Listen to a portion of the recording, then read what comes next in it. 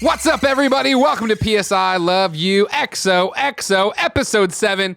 I'm one of your hosts, Greg Miller, alongside the OK Beast, Blessing Adeoye Jr. Greg Miller. Yeah.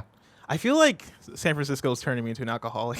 Whoa, okay. People like to drink in this city. Yeah, we do. I went to Nick's comedy thing last night. He had a comedy show. Sure. It was called Stay Silly at Cobb's Comedy Club. Uh-huh. Went there, ordered a drink. It was me. It was Yusef. It was quite a few people. We were hanging out. Ordered a drink, and I had a Moscow Mule. Sure. It was great. And then toward the end of the show, our waitress came back and was like, "Hey, there's a 2-drink minimum." And we were like, "Well, we got 2 drinks. It's me and another person. We both got a drink." No, that's and not how it works, like, "No, kids. it's a 2-drink minimum per person." You adorable children. And I was like, "Wait, what?" I feel like ever since I've come here, it's been nonstop. Yeah? Yeah. San Francisco's a party city, Bless. You have to understand that. Not like the store. It's not the store a party city. It's like a city that loves to party. See, I'm coming from Seattle, which is a city that loves beer and loves alcohol. Right. But San Francisco, I feel like, is on another level. Yeah, no, because here's how I'll describe it. I always describe San Francisco in one way. It's Neverland. So many people here, and when we were at IGN, right, you would just go out and party week after week because you were all in the same age bracket. You all had the same responsibilities. You all loved hanging out. You go to an event. You afterwards go get dinner. You go get drunk or whatever. Somebody's doing a show. Somebody's playing a band. You just want to go out. Somebody's visiting. There's always a reason to party in San Francisco. Yeah. You have to find the reasons not to party and or just lean into it. And I'll tell you, the usual reason not to party is I'm broke. If you don't want to go out ever, just tell people, can't afford it. And everyone's like, gotcha, no problem. That's the thing I need to learn. Yeah. Because also it's expensive. Like, these drinks cost a lot. And I had a friend that was going to come into San Francisco tonight to hang out. And they hit me up and they were like, actually, I'm going to fly back home because I'm under the weather. They're hanging out in LA, going to Disney and all that good stuff. And they were like, oh yeah, I'm not going to make it to SF. And I was reading it. And part of me was sad because I don't get to hang out with my friend. The other part of me was like, thank God, I get to just hang at home. Actually play some video games. Hang out. And so I'm going to do that more often. I'm going to take that advice. I'm going to say I understand. No. It's a hard balance. You know what I mean? You'll find it, though. Now, as I say that, remember GDC's in like 2 weeks. The entire video game industry's here. You'll be expected to drink your face off every night. Okay. If you aren't closing out GDC at the W, you're screwing up. All right. Looking forward to it. I'll plan on it. All right, good. How about we plan on talking about some PlayStation stuff, like our Dreams review and other Dreams reviews, the cost to make a PlayStation 5, and so much more, because this is PSI Love You XOXO. Each and every week on a variety of platforms, we come to you with the nerdy PlayStation news you need to know about. If you like that, head over to patreon.com/kindafunnygames. You can be part of the show there. You can get the show ad-free. You can enjoy the show so early, like so many people watching us record it live right now are. Plus your bucks, just say, hey, good job making the show. But more importantly, of course, you can write in. Again, I'm still flabbergasted. When we started in January, obviously such an influx on the anniversary, so many people being a part of it. We were inundated with questions for PSI Love You XOXO. Now in February, obviously, people start moving their money around, doing different things. Still, tons and tons of great questions. Thank you so much. Keep on going over there. However, if you have no bucks to toss our way, no big deal. You can get the show on youtube.com/kindafunnygames, Rooster Teeth, and podcast services around the globe each and every Tuesday morning, bright and early. Housekeeping for you. Here's something new for you.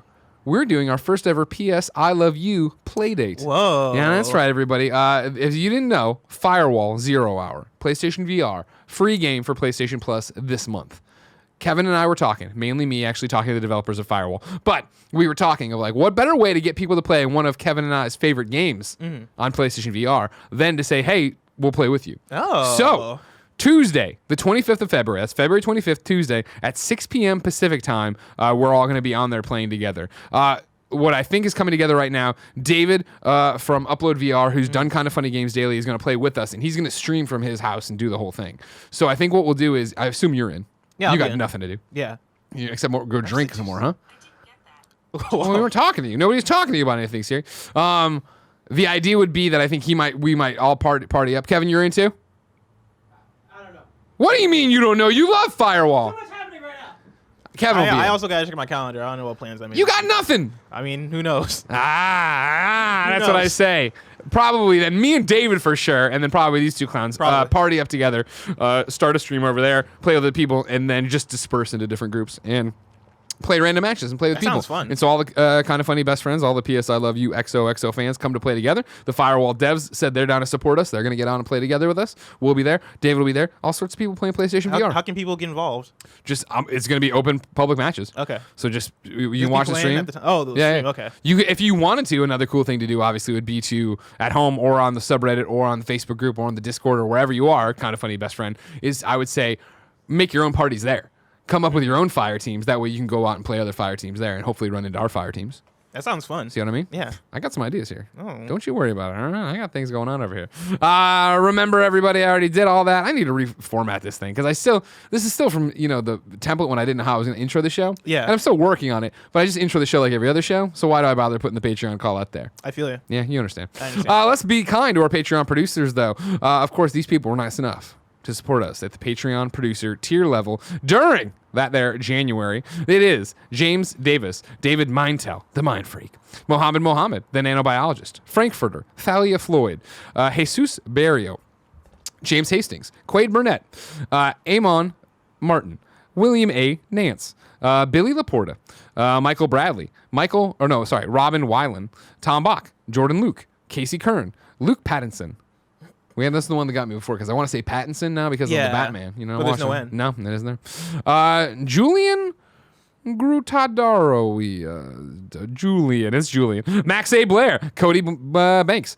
Hey, he was a detective or something, wasn't he? Yep. Yeah. Frankie Muniz. Yeah, that's right. Trent Berry, Jacob Plicky III, Thomas J. Meehan, Sancho West, Travis Rehi, Joseph O. Youssef, Sean I, Evan May, Steven Insler, Elliot Koosh, right? That's where we're coming out with the Koosh balls. Remember that from last time too? You guys, Kevin, you remember Koosh balls? You weren't driving the show last week, right? No, it's Barrett. No, it's Barrett, right? You remember Koosh ball? You ever use a Koosh ball? Koosh ball. Is that one of those balls that grow when you throw it? Well, not like the plastic ones. They had the crazy silicon fingers on them. You'll know it if you see it. Nobody knows what a Koosh ball is by name. Once you see an image, David Koosh probably knows too. Once you see it I think it's actually an image, you'll know exactly what it is. David Norridge, Ben Wolf, Adam Bankhurst, Evan Ballard, yeah, and I know Keith one of A. these. Yeah, Lewis. see? Right? Yeah. Once you see it, you're like, oh, a Koosh ball. Always tasted weird, you know? Wait, you tasted them? No, Kev. God. Oh. Today we're brought to you by our sponsors, Upstart and Postmates, but I'll tell you about that later. For now, Bless, kick me off with those X's and O's. So, this is a different thing we're doing. Right. Where I'm leading the X's and O's now. Right. Because I requested this from you. Why'd you want to do that? Because I feel like between the two of us, I feel like you're the PlayStation, not the historian, but you're the guy who's had years and years and years Sure, I've of been covering it the PlayStation longest, yeah. and being in the ecosystem for the last 10 years, 13? Okay, don't be insulting. Yeah, 13. 13. Did I get it? Yeah. 13? Yeah. So you've been in it a while, and for me, right, actually covering PlayStation, having PlayStation as my beat is a thing that I've been doing for the last month and a half. Yeah. Right. So I'm definitely newer in this ecosystem, and I feel like for the X's and O's specifically, when we're talking about the ins and outs of PlayStation, I feel like you have more to say than I do a lot of the time, and I feel like You start the conversation. Yeah. With the news, and then we go that way. Yeah, I like exactly. it. So I also like you. And you said when you slacked me about it was that, and then the second one of it's a callback to how Colin and I used to do the show. Yeah, That would actually kick around a second. It's like, oh yeah, we did it. Again. Yeah, I missed that the back and forth of me taking the reins, you taking the reins on whatever segment we're on. So X's and O's, I'm gonna start leading them. for Okay, now. sounds good. We'll see how it goes. Let us know what you think of that because you all were very positive about X's and O's moving up to the front of the show. So thank you. So number one, we have Dreams reviews coming in, and this is a thing we touched on a little bit on KFGD. I think it was me and Tim, I want to say, and back then there were only 10 reviews on Metacritic. Now I think there are about 30. Yeah, right. We 24 or something like that. Yeah, 34. 24. Oh, 24. Yeah. Okay, gotcha. Right now, Dreams is sitting at a 90 on Metacritic. We have, let's see, IGN Simon Cardy scores it a 9. And this one I referenced on KFGD. He says, it's a cliche, but Dreams really is something that needs to be played to fully grasp an understanding of. It's unlike anything else. An ambitious project that has been expertly brought to life by Media Molecule, and an audacious experiment in game design that gives you endless ways to enjoy your time with it. The creation tool allows for ultimate expression, despite there being a few controller-related challenges to work around. Never enough to deter. The vast range of experiences already on offer via Dream Surfing means that no 2 sessions playing it are ever the same, offering fresh ways to have fun every time you start it up and see what community creations have popped up while you've been away. Whether you just want to create, purely play, or get involved in a bit of everything, Dreams offers it all to you. This is one dream I urge you not to sleep on. Good job. Destructoid, which is one that wasn't there last time we talked about this, scores it a 9.5 and says there are questions about the future of Dreams regarding the PlayStation 5, VR, content ownership, and the ability to export. To say nothing of shorter-term wish list items, I can only speculate. What's here right now, today, is already brilliant. It launched later than expected, but Dreams is built to last. It should feel dull, but it isn't. Dreams doesn't feel like homework. Part of that is the intuitive tools, and part of that is on Media Molecule's community-centric approach. This isn't just, quote, just another project for the team. It's the culmination of everything worked towards since Little Big Planet. I don't think anyone but Media Molecule could have nailed Dreams. It's truly one of a kind. And then lastly, Push Square gives it a 10 and says, it may have taken the better part of a decade to make, but the arrival of Dreams feels significant. It represents a whole new way for people to make things and share them with the world. Media Molecule has made a suite of tools that feels intuitive to use, but more than that, it's built a social platform where players can collaborate and explore the reimagination of others. It's a technical marvel, a creative miracle, and one of the most innovative games in years. High praise, Bless. Yeah, a lot of high praise. Yeah. How do you feel about a 90 on Metacritic? I think So it's far. well deserved. Yeah. Right? Because I think now it's time for us to talk about our review. And I think that is such a nebulous thing, right? I know in Gamescast we've learned over the years, right? If we say it's a review, it carries a certain connotation with it. The problem being, I feel, is that Dreams is ever evolving. Yeah. It is an everlasting gobstopper of content. And it's different things to different people. Exactly. So I over the weekend we were talking about this. I do think this is our Dreams review. I do think this is not the last time we're going to talk about Dreams. No. I don't think, I think when we talk about Dreams again, and when we talk about outside of just what we're playing, like, it's going to be very different in terms of what you're doing with it, what you've seen in it, how's it's gone, what has it been updated to, blah, blah, blah. But I'm comfortable enough, I would say, calling this our Dreams review and talking about what's happened. Because for me, I've been in absolute love and awe with this game since I got it. Our review codes and everything went live on Tuesday. Like I shipped off to DICE on Tuesday. I packed my spare PlayStation 4 with me, and legitimately, if I wasn't rehearsing during the day for DICE Awards, I was in the hotel room playing Dreams. Like Jen would get up and go out to her meetings or whatever, like 8 a.m. And I would sit there until whatever my first commitment was and be there. So I was playing like the old school IGN reviews days where I was just sitting at home playing. What were you spending most of your time doing? Were you creating? Were you playing Dreams? So it's what you talked about, right? It's different to different people. And so it's been this amazing and different and incredible experience of ebbing and flowing, where it is that, I didn't touch Art Stream, which was what I thought which is the Media Molecule story mode, right? Really? Till like day 2 or 3. Oh, okay. Where I was, and I thought you would have told me ahead of time. I was like, well, that's what I'm waiting for, right? Yeah. Instead, it was the idea of, no, I jumped in, and then it was seeing other people's things, and then it was, what does the trophy list look like? And then it was, now I'm doing these tutorials for the trophies. Now I'm doing ImQuest for the trophies. All right, now I'm tired out on the ImQuest I've been working on, but I want to go try to create something. I want to go tinker. I want to go do this. Like, the game is so brilliant in the way it nudges you towards things that instinctively, 12 hours later, I'd be in there and be like, all right, cool. I'm grabbing and moving. I'm doing this. I'm making this VO. And I was like, oh, like, I'm no longer doing this for the trophy, and I'm not even really doing it for my level. Who was it up here? Was it Cardi? You said it doesn't feel like homework, right? Simon Cardi. Like, if you haven't played Dreams yet, which I urge you to do, like, I urge you to pick it up and support this game and see what's out there, even if you just wanted to play, even if you just wanted to get your music into Dreams. There's so many amazing things. But it never feels like homework is such an awesome tip of the iceberg to a larger conversation of, I don't think, and I'm thinking hard, that I've ever played a game like this, where, like, when I sit down to play Dreams, I open my laptop and go to indreams.me. Which is the site that has your profile on it and has everything, and you can launch levels from it straight to your PlayStation 4. I love that there's a button on there that is just like add to play later. Save later, do all that stuff.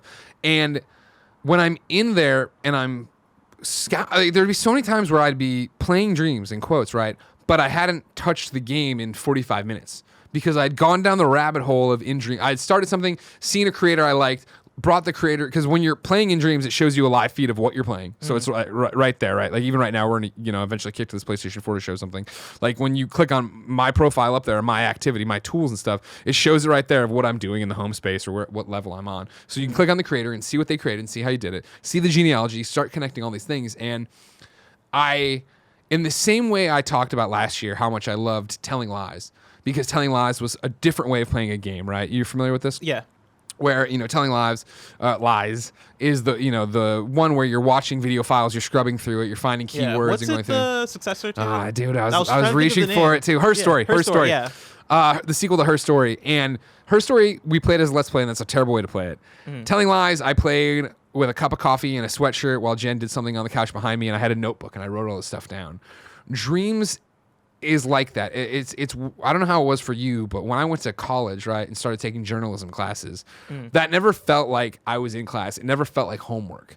I was excited to be there, listen to it, read the books, do whatever it was. And so for me, every time I turn on Dreams, I open the laptop and go there. And it's this dual screen experience. It is this experience too of, I like this, I have my idea finally for what I want to do in Dreams, right? It came to me as I started playing.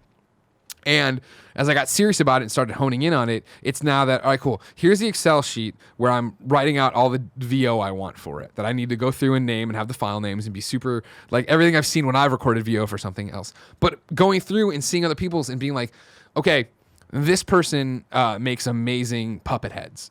That's what I want. I need a head with a mouth that moves, right? And so cold tweeting them. Just out of the blue and being like, hey, my name's Greg. I'm thinking about doing this. Would you be interested in collaborating? Getting that DM from talking to them. Then having the conversations of other people who saw it and are like, what are you doing? And I'm pitching them the idea privately. They're like, I think you should work with this person. Oh, and man. how the reality, the dream has become, pun intended, my dream of what I talked about before has become the reality right here, where it is this idea of, cool, I have this idea and I don't have the enjoyment factor other people do in actually going through and learning and creating that way. And I'll never be able to make it as good as I know this person does. Yeah. So how about we collaborate? How about and not in an ego way, but I'm game director, right? Like I'm directing what it is, but you are animations and you are this and I'll be VO, and like it's working. It's actually happening. And since everybody is using this thing right now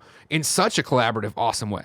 This community, we already knew how amazing it was. I'd already talked about what I had seen from GDC stuff from 5 years ago of what the Dreams community was like and then what we saw in early access. Yeah. To now be in it and talking, and the people who are following me or making a comment to me or tweeting me when they notice that I followed them, like, holy shit, I've been listening to Since Beyond for like 7 years or whatever. Like, this is insane. Like, it is such a crazy close-knit community that feels close-knit because of the game, but because of the tools in it and because of the way everything syncs up online and because they're totally down for you to promote yourself. It's such a positive game. Like even when you go in and you look at the comments that people make on each of the creations, right? People are very much encouraging of like, oh yeah, like I can see the direction you're going in, like keep pushing, or like, oh yeah, this looks like it has potential, or oh yeah, like this is a great start, or like, you know, this is a wonderful thing. I feel like I see some sort of on each different dream, right? Something that is constructive in a way that is pushing you forward. Like I don't necessarily see any comments that are like, oh, this is trash. Unless it's something that's like really bad, then people will be like, all right, come on, guys. And I think for so many people who are just joining what a Media Molecule game is, maybe a Little Big Planet passed you by, it was never a thing. Maybe you're just into PlayStation now. Like, there's always been that conversation of, man, isn't it all just gonna be dicks? Isn't it all just gonna be this horrible stuff? And I've only had, when I was over the weekend playing and on indreams.me, had one surface of like, here's a trending dream, and it was a dick. It was Yoda does a terrorist attack. And it was something stupid somebody made where it was two Twin Towers looking building and an airplane. You put Yoda in and then it flew towards there automatically. And it was totally broken. It didn't even work and the plane never even made it to the fucking building. Wait, you played it? Oh, yeah. I want to see how bad it was. I also wasn't sure if I could report it without playing it. So I did it and then reported it. And then I got, you're goddamn right, I'm a snitch. I'm not like Cool Greg over there, all right? I'll do what I want. I'm going to keep Dreams safe, Kevin. You want to be over there selling crack cocaine in Dreams? I won't have it. But it was, by the time I woke up in the morning, a message from PlayStation like, hey, thanks for reporting that it's down. Like, they're on top of actually curating it and keeping it going. Gotcha. Yeah. What's your experience, bud? So like I've been playing Dreams since early access, right? I've been in and out, and so this week has been an interesting thing for me. Of all right, now that it's actually out, what's different? And the answer is like from the playing perspective, because I'm not really looking forward to creating things in Dreams necessarily. Like if I end up creating things, then I will, but so far like that's not necessarily the thing I want to do. Your jam, my jam. Like that seems like it'll take such a time sink and such an effort and such a level of creativity that I don't feel like I'm necessarily willing to put in. That I'm playing Dreams, and that's kind of the way I'm going about it, right? I'm playing people's creations in Dreams, and so I kind of went into the game with that perspective of let's see what people have made, or let's see like if anything's really different. And like it's not that different at launch than it was in early access. These final few weeks of early access, right? Yeah. You had already been in a lot. It's where I was trying so hard not to get into it, but I was getting into it because I wanted to see stuff. It's also one of those things where like there are some things, because but aside from our stream that we did with Media Molecule, right? Like I hadn't really jumped in recently, and so I was looking through the menus and I was like, okay, were these menus like did they change these in early access as far as like the way they categorize things from like picks by Media Molecule, trending dreams, dreams of all time, like the ways in which they categorize things now are a lot cleaner and a lot smarter, I think, and so I really like that. For me, the big takeaway that I have is actually playing Art's Dream, which is like the campaign that Media Molecule has made. Yeah. Which you said you played it, right? Yep, I'm done now. Yeah. Dude, I played that thing and I was like blown away. Like I was very impressed because over the last year, right, playing over the early access period, it's been a thing of seeing people's dreams develop and get better and get more detailed and get more cool. Like there are a lot of smaller game experiences, like smaller complete game experiences that people have made, that seems cool and complete and fun to play. But I feel like for a lot of people's visions that are thrown out there and that are that you can kind of see at work in Dreams, there are a lot of dreams that feel like, okay, we're halfway through this, or this is a work in progress because we're building towards something, right? And the exciting thing for me is, okay, cool, I get to like kind of see people get better and see people grow, and I feel like a lot of dreams are going to take maybe like a year or 2 years or time to develop and actually be great. And it's been a fun journey kind of seeing as time goes, things get better and better and better. Art's Dream, I feel like, is an example of, hey, we put in like a lot of resources and a lot of time into making this a complete 2-hour experience, and like it hits on multiple levels. Like playing Art's Dream by itself, it feels like a great game despite it being in Dreams. Like I feel like it's an example of like the power of the tools in Dreams. Art's Dream, right, is very much, I feel, the banner from Media Molecule, and not in a negative way, but in a real way of think bigger. It's what you're talking about. There are so many great little levels, little things, little vignettes, right? In Art's Dream, like I tweeted the end screenshot afterwards where it's like, hey, thank you so much for playing this. We hope we inspired you to create something, right? And it was 100% that for me, where I had already tinkered around with so many different little dreams and things. They're like, okay, I see the idea for a game here, or you are playing something that is WIP, and they're going to come in and change stuff. You're just seeing what a model looks like or whatever. To play Art's Dreams and then, to be able to step out of it and go over and see what the actual layout was, and like, oh, this was its own animated scene, right? That then connects to this real level, and see how they looped it together. You start wrapping your head around, oh, so like my intro screen would look like this, but then it would connect to this is the level, which would then connect, there'd be all these different things to it. And Art's Dream, again, and so if you don't know, Art's Dream is basically the Media Molecule single player. Yeah, like the campaign. Yeah. But and that's the thing that kind of interested me, is that I was expecting to start the game on the day of launch and for the game to go directly into it, or for it to be like a separate item. Yeah. But it's not. Like it's in like the Dreams menu of like Dream Surfing. Like everything else, right? Yeah, like it's in there like everything else. And so I had to actually Google and be like, hey, like is there a campaign in this? And Art's Dream popped up, and when I looked in the game, I was like, oh, okay. It's front and center in the Dream Surf. It's like the top bar. Yeah, it was one of those things where I didn't even like.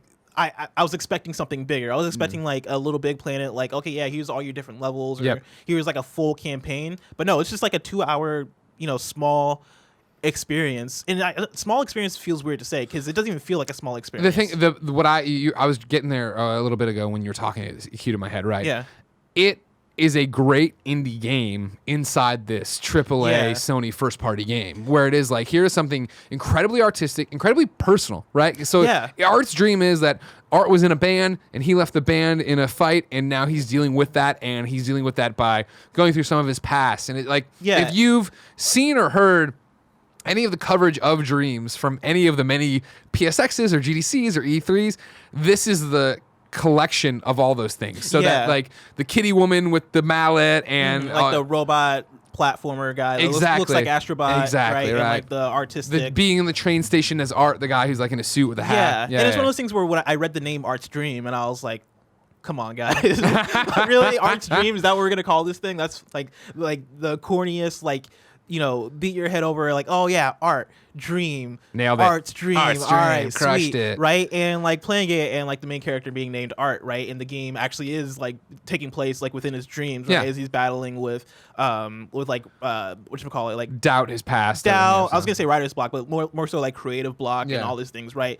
By the time I finished that, I was like, that was an experience, and in a way that, you know, it hit deep in a way that I don't really expect games to hit deep, right? Yeah. Like when I think of games that hit deep for me, I think of Gone Home or Inside or like Hellblade or there's Celeste, right? There are certain ways that I expect video games to hit deep when they hit deep. You know, like I expect them to like, you know, commentate directly on depression, or like be more so like, or do it in like a walking sim sort of way where you're picking up notes. But Art's Dream is like this quirky adventure game mixed with two different platformers, and at a certain point like a twin stick shooter. Like it melds all these different genres, but also quirky art styles and fun ideas together in order to make a story that is actually meaningful in a way where I was like,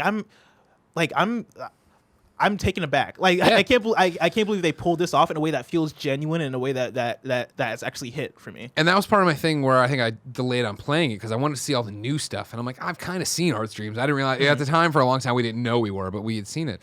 And so jumping in, I was kind of like, yeah, I know it's gonna be the mallet character, it's gonna be this, it's gonna be that. Yeah. And then that game so quickly starts doing things I've never seen before in Dreams, right? Where it's like the musical numbers, oh my god, that are fucking outrageously good and animated, and collect the prize bubbles during them. Yeah. And then like the robot and the platforming and the figuring out how to get from A to Z. It was like, holy crap. And the way it wraps up, like I don't want to spoil anything, but me neither. Like the last, like, let me say 5 minutes of Art's Dream, super impactful in a way that I was not expecting. And it was one of those things where I finished it, like I let it kind of resonate a bit, or and like kind of thought about it, and I was just like, yeah, that was like such a great experience. And the crazy part about it to me is people are going to make something better than that, like in Dreams, right? Like those tools are all, like they made Art's Dream using tools specifically like in Dreams. Yeah, everything they've made, Media Milk has made is inside of Dreams. Yeah, so. And all of those tools are accessible for anybody to use, right? And I can easily see people coming through and creating like their own 2-hour campaigns, or like, you know, an hour-long campaign, or 3-hour, 4-hour, however long you want to make it, right? That are using these different creative tools and putting together things that are, you know, in essence, like meaningful and artistic and creative, personal, right? And personal, right? Like all these tools are available to people, and I feel like they do a good job of, you know, pushing people to go the quirky route as opposed to the traditional route of game development. Yeah. Right. I feel like we all have an idea of what a platformer is supposed to be, or what an adventure game is supposed to be, or the tone that certain games are supposed to be, right? Whereas like the tools they have in Dreams, right? Like Dreams has a style that it goes for. Yep. It's dreamy, which airy, is easy, dreamy, but yeah, there's colorful. like an airy, colorful kind of thing that it has there. But I feel like I feel like the potential of what they've put out there is so big, right? I want to use the word limitless, and I guess I will use the word limitless. It's fair, man. In essence, right, like it is limitless. Like you can do crazy amounts of things with it. As I talked about, you know, sharing the screenshot of it, we hope we inspired you thing, right?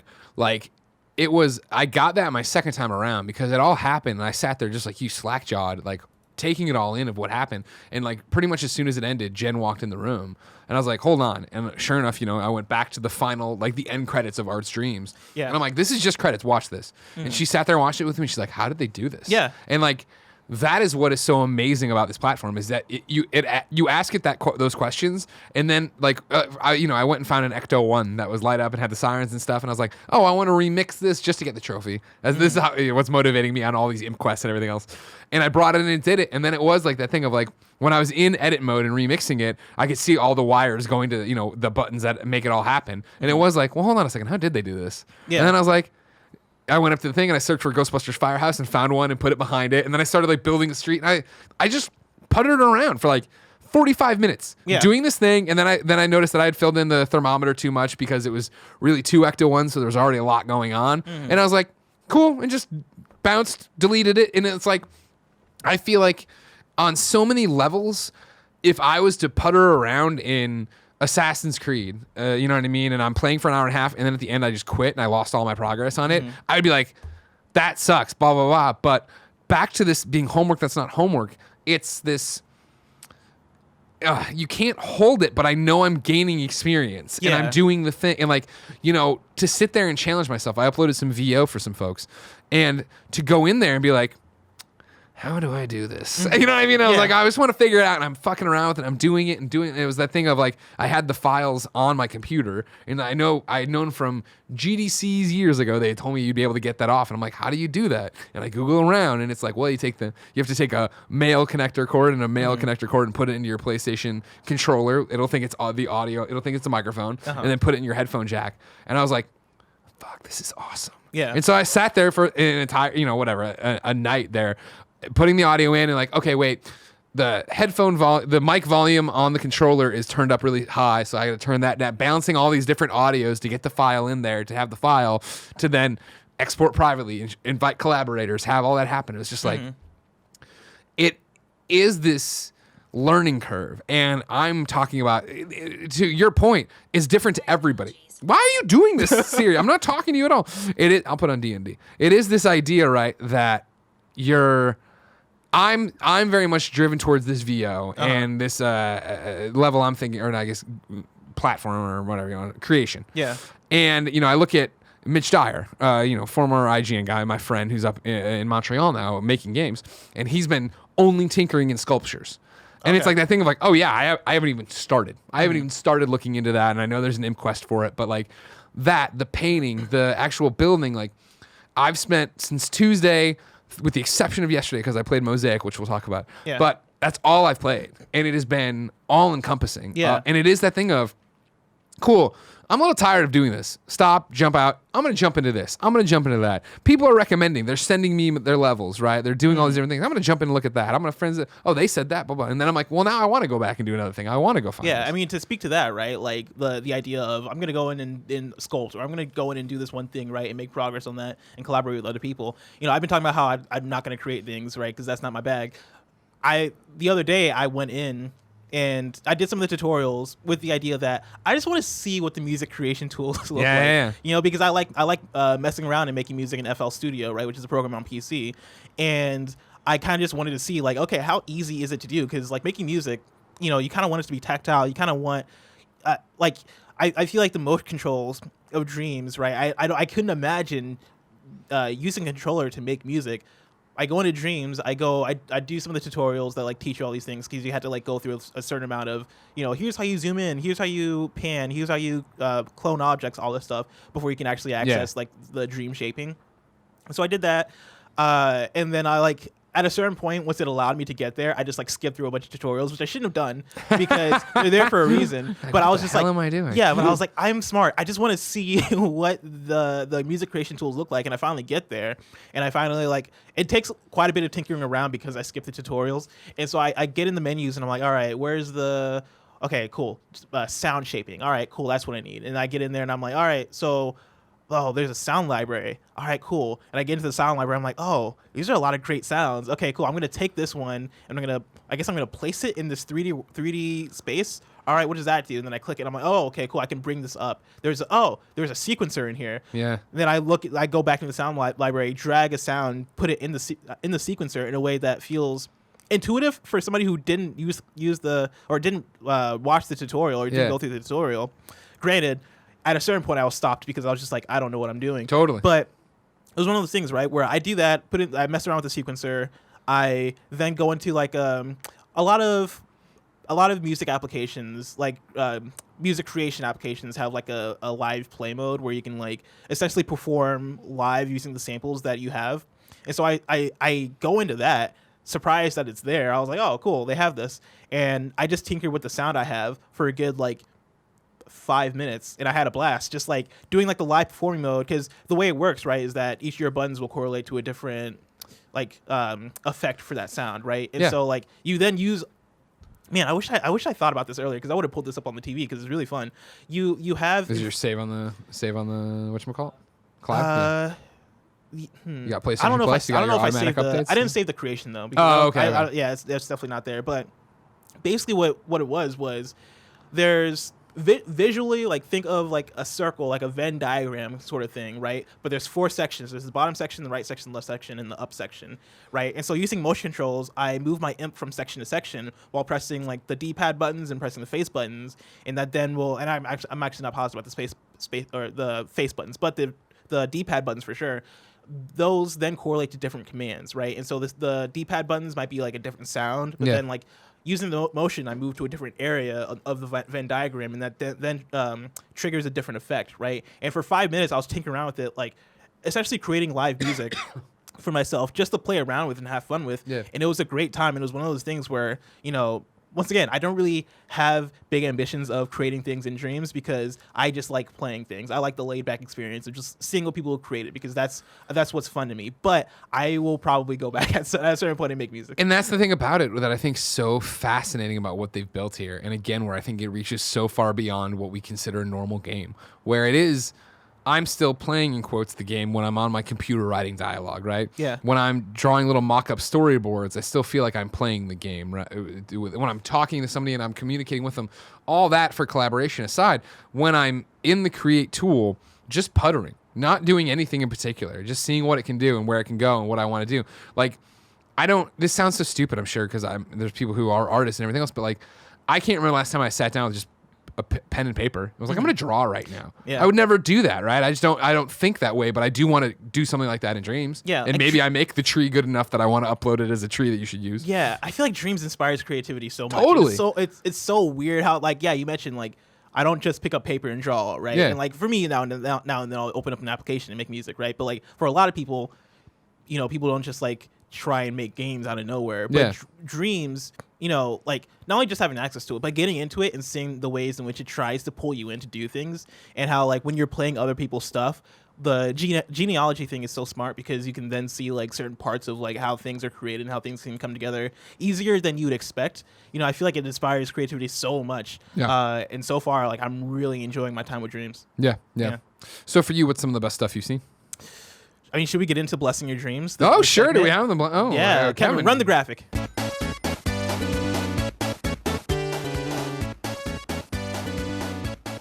So, of course, Blessing Your Dreams is a segment I made on, I want to say, episode 2 or 3 of PSLV XOXO, where I pull out some of the dreams that I've been playing and that I've been having a good time with. And for some, I'll put out a blessing seal of approval. For some, they might not get it. But they'll still be good, though. Okay. You know, the blessing seal of approval means quality. Oh, does it? With my apologies, wow. Okay. Quality with a capital T. That's in the middle of the word. All right. So the first one I want to point out is Omicart by Man Chicken Turtle. You brought YouTube videos, right, Kev? Can we pull those up? Yeah, can we pull up? No, you're fine, buddy. No worries. Yes, I've played Omicart. You played it? Oh yeah. I was dream surfing left and right, buddy. Oh man, and you probably played actually all the ones, because I pulled up some like mainstream dreams here. Grid Slice, I don't know if I did play. It's the Media Molecule pick of the week. I haven't played it yet. If you want to go on there. But so Omicart, I'll start off with, right? The game info, right? The description is: join Ami and his friends, RTO, Stanley, and Frederick Fox, as they drift and race their carts around Starfish Island. Try to beat your own time whilst dodging ducks and taking tight turns. So what Omicart is it's basically just a kart race. Yeah, it's a good one. It's like Diddy Kong Racing, and it's just one level. It's just one race. You can choose your character. These characters were made by different people, as I understand, because if you go to a character like Under 8, it'll say by blank, right? I don't know if they're gonna scroll to the other character, but if they do, it'll say by whoever. Right. You race on Starfish Island, and it runs like very well. It's really fun, has fun music. It reminds me a lot of Diddy Kong Racing without the different vehicles that Diddy Kong Racing has. Sure. Like, has the personality, has the items, like the item pickups look like Mario Kart specifically. But you can drift, you can do all that great stuff, and yeah, like I really had fun with it. It's not gonna get the blessing seal of approval because I'm gonna wait for it to get to like 4 levels. Yeah, right. But that was my thing with it too, where it's what we're talking about with the art dream bigger kind of thing, right? Yeah. Where I played it and I was like, wow, this works and this is cool, and you have power ups and you have the thing, but it was all right, cool. Like it went on a little long. I hate when you're in a kart race, you're like, oh man, I'm only in the middle lap 2. Yeah. All right, cool. Like this needs to. I thought this would go quicker. Yeah, when I finished out, I was like, oh, that's it.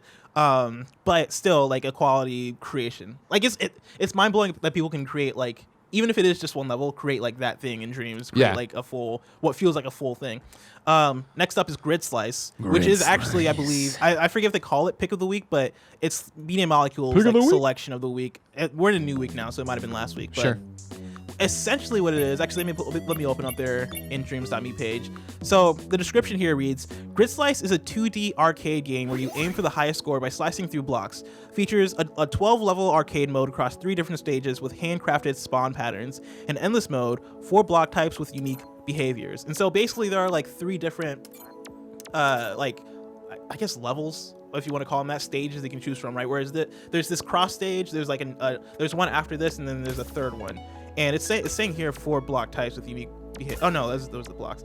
12 level arcade modes. Yeah, 3 different stages. Okay, so basically what you do, right? You're this red blip in the middle. Yeah.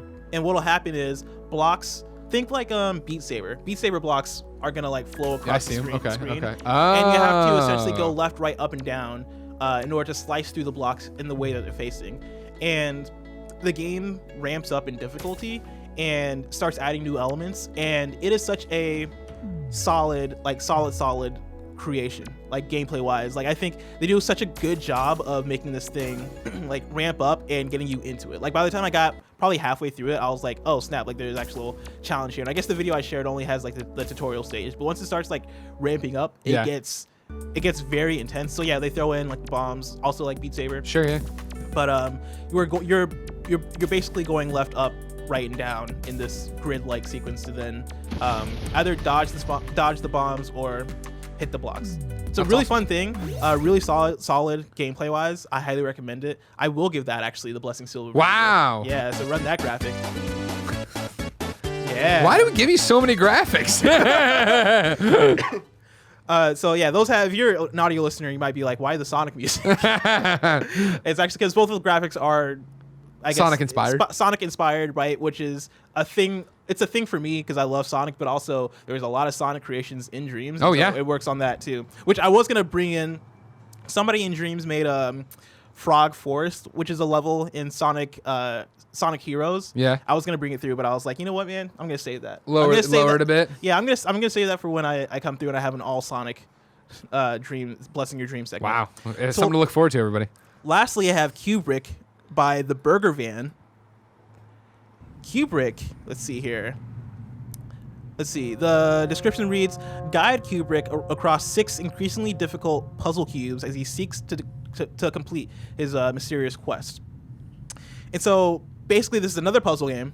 You see the 6 cubes on screen right here. And basically each cube is a puzzle cube where you're rotating.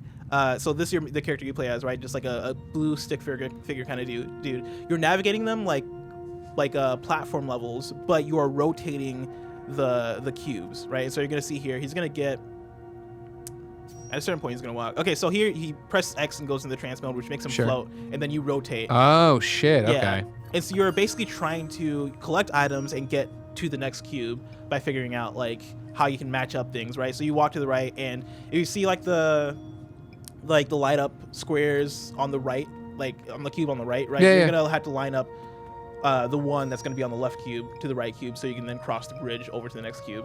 So it's basically just a fun puzzle game. And I believe this, I don't know if it won one of the community jams that Media Molecule does for Dreams, but it was at least like a contender and won. It might have been sci-fi or something. What was that, Kevin? Is that a death cube you said? Oh, death cube. I don't know what that was, actually. I didn't touch it when I was playing it because I didn't want to die. Look, it looks like burning fire. Yeah, exactly. I was like, that looks dangerous. I don't want to touch it. But yeah, as you see here, right, he's making his way toward this square here, rotates twice, and then boom, a bridge is made, and so he gets to walk to the next one. that one I'm also gonna give the blessing seal of approval. I think, Wow. you know, I really Hit it, dig, Kevin. Hit it, Kevin. But like, they can hear me while this is going on. Oh right? yeah. Okay. I mean, cool. you're fighting the Sonic music, Oh, but yeah. yeah, they hear you. I don't think the volume on it is that loud. The Sonic music. I think it's supposed to be lower, right? Is it lower? Is it very loud, Kevin?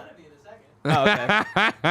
But and that's the last one I'll give. But like, I really dig games that, like, you know, look at the limitations of or they create a limited space for themselves, right? Like between this, they and, limit their scope. Yeah, they limit their scope, right? Between this and Grid Slice, where they're like, all right, we have an idea that we want to hit, right? And they look at dreams, they look at what they can do, and then they just go for it. Yeah. You know, they don't. I mean, in some essence, right? Dream too big, but yeah, which I guess kind of goes like to the opposite of like the I guess dream bigger thing, right? That we're also talking about, but. I feel like the idea of, hey, I'm gonna limit the mechanics, limit the scope, limit what I'm gonna do, and just nail this, right? I think this and Grid Slice exactly nail what they're doing, and so those are the dreams I've been playing. Nice. I've been playing a lot more, but these are the ones I wanted to The ones highlight. that stood out for you. Yeah. Well, it's interesting because you were talking about earlier what dreams means to different people, right? And there's the creation, there's the playing, and everything else. For me, something I was falling in love with was curating.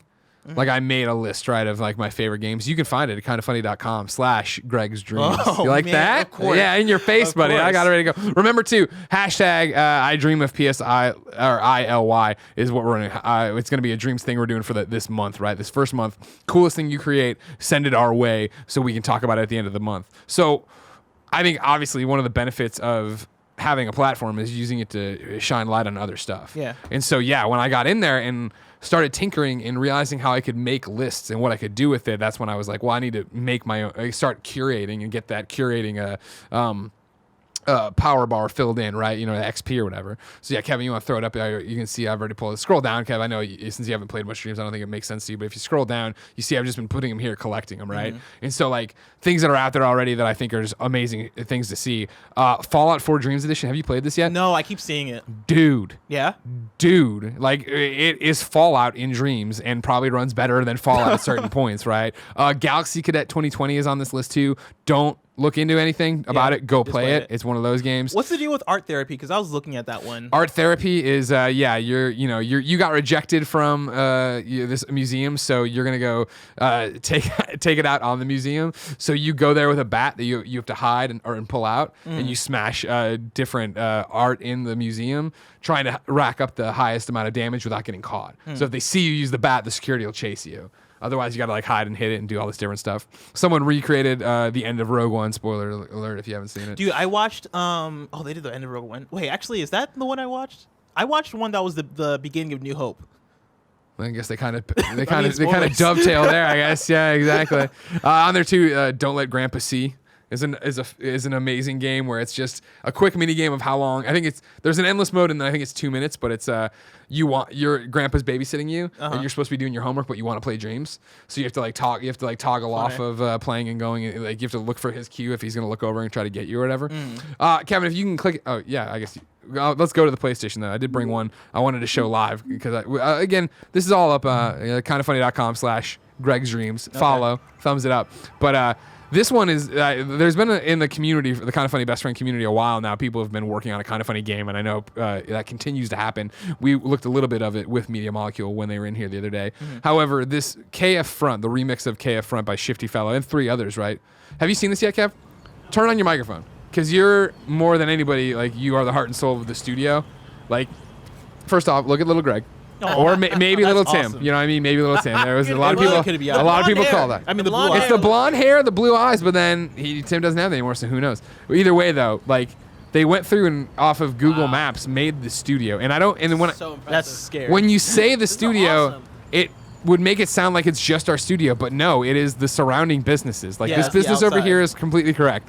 This business over here is completely Wait, correct. actually turn no, across- not yet. That's the Okay. kicker. And then you look up there, you see they even went and put the art Deco stuff we have yeah. on there, right? So but then cool. Kevin, What gets even more crazy Oh my god. is they made the two houses across the street. my Oh man, God. the guy across the street would not like This house right here, totally accurate. And then if you're a video watcher, this is the house where, if you remember during that WrestleMania party where I smoked a cigarette that we thought might have been laced, but got us out of a fight that Sean Finnegan started with his drone. This is where I walked up and smoked. Oh my God. And that guy was so terrified of us flying a drone over his house. What if he knew it was now in Dreams? Totally accurately recreated. Dude, this is awesome. Wow. This is what I'm talking about with Dreams. Is like, again, I think this is such an interesting Smiley, example. Huh? No Smiley, losing points. Yeah, well, I think they did it off Google Maps before we had it, because remember they have the purple awning of that old eBay store that was beneath us before Paul moved in. I know how this is such a contained example, right? Because like, okay, cool. If you don't work at Kind of Funny, how would you know like that's an actual thing? It's insane. One other one I want to pull up just for the old fun times, right? Might get us claimed, but who cares? I'm gonna put it in there. Huh? Go ahead and kick this one up. This is the Joker dance from the movie Joker. Everyone remembers this iconic scene from Joker, right? This guy made it. Oh my god. So you just walk Joker down the stairs, and when you hit X, he dances. That's awesome.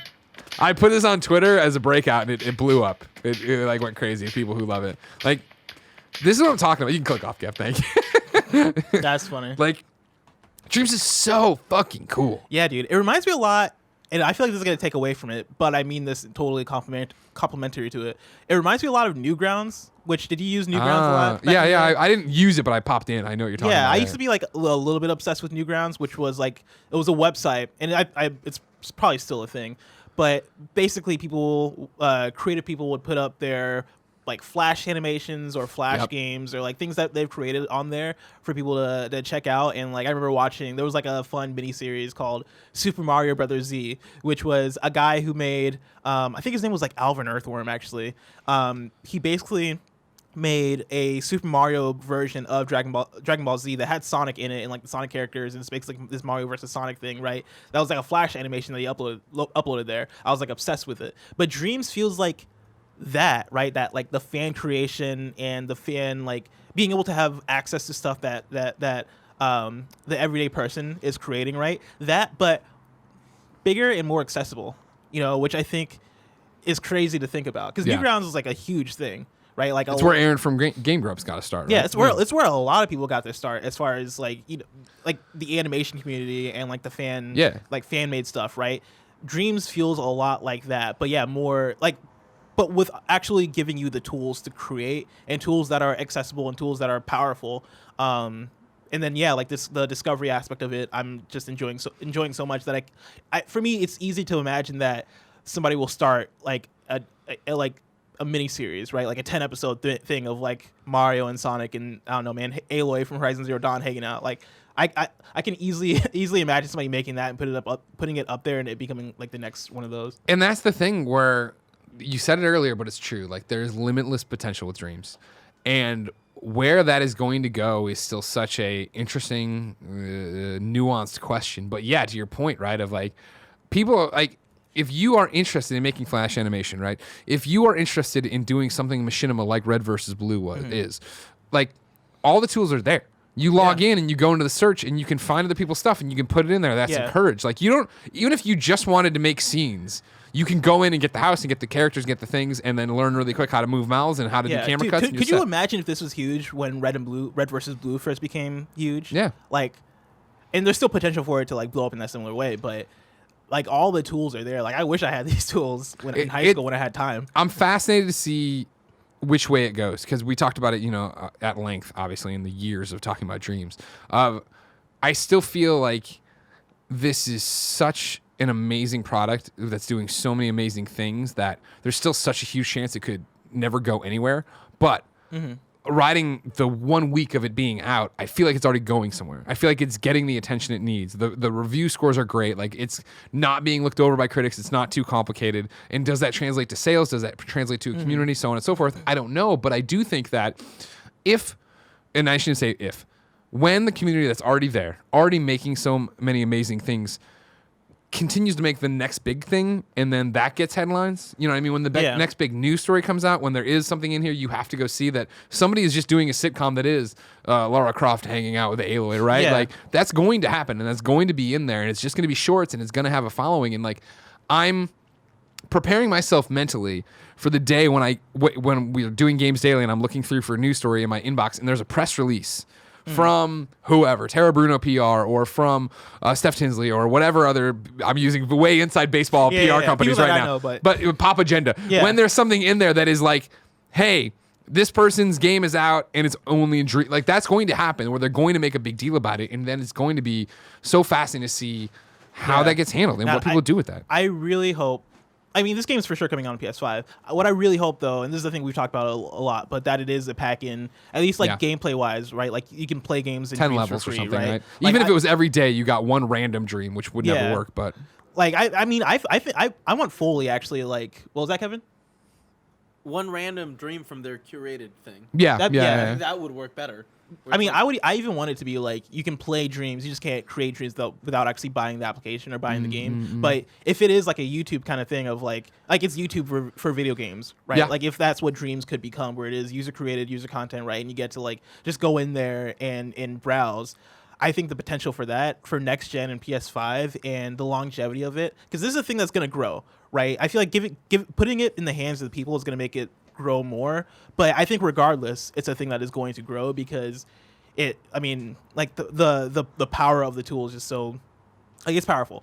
But like the power of the tools it's powerful. The power of the tool is so powerful. Over the next generation I can easily see over the next like I guess 8 years or 7 years or whatever you want to say, it becoming a huge, I don't want to say phenomenon, but just a cool thing that sticks around and that we keep coming back to. You know, because it's there. Anakin JMT writes in with a question, patreon.com/kindoffunnygames, just like you can. It says, so far the response to Dreams has been pretty positive. The ability to make your own game sounds really cool. But I'm reminded of another game from this generation that also had the same core feature, Project Spark on Xbox One. It sounded promising, it even reviewed well, but it didn't have legs, and Microsoft pulled the plug on it and shut down the servers less than 2 years after launch.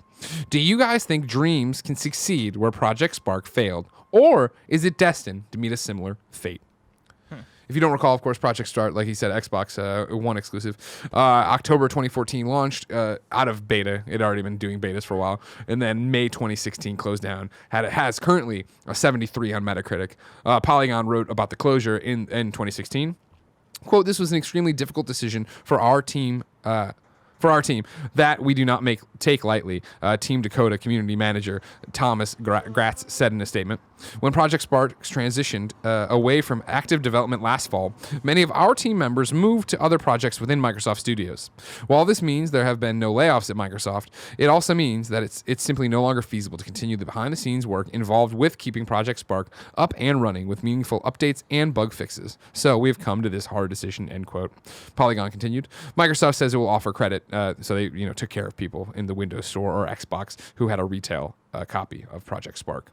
What do you know about Project Spark? Because I'm like when they first announced it, right? I was aware of it, and I didn't necessarily follow it through to release, and I didn't know like what the end product was like. Like how similar was it to Dreams, or unsimilar was it? It's not that different. So, I mean, it is. I mean, obviously, let's not baby with the bathwater thing. We're talking 6 years later. Dreams is this thing that's been worked on an entire generation. Yeah. Project Spark, I had a similar thing with, where I remember going at a GDC to an Xbox event and playing it there and getting the hands-on with it. And it was very much we're creating games, right? But it was more than that. Reading from Wikipedia, Project Spark is a digital canvas which can be used to make games, movies, and other experiences. A player can download other user-created content, remix that content, or create content of their own. A player can use the Xbox controller, keyboard and mouse, touch devices, and Kinect to build experiences. Kinect can be used to animate models and record audio. The created environments can contain mountains, rivers, and towns. The player can also create events like inter-character battles. Create items and objects are able to be shared with other players. And then it goes on like this, right? Of like there's blank maps, this, that, and the other. Game designer Chris Jerome has said that, quote, the game is all about giving players options, like the ability to add a single flower versus a field of flowers, just by resizing the flower's paintbrush size. So you go on like that, right? Yeah. He added the game is also about sharing and playing with the community, and that the difference between Project Spark and Little Big Planet or Minecraft is the core ability to customize the game down to the minutia of the in-game object actions, which let players tell more individual stories. Players can control the game, blah, blah, blah. And so, I mean, on paper, as somebody who didn't play retail Project Spark at all, it sounds super similar, right? Yeah. I think and I'm not talking shit about Project Spark, obviously, but I think Dreams and them are two completely different things. Where I do think that we've talked about it and for ad nauseum or for nonstop, right? Yeah. On this show, on the original PS I Love You, on Beyond, on every video game podcast in between about what Dreams is.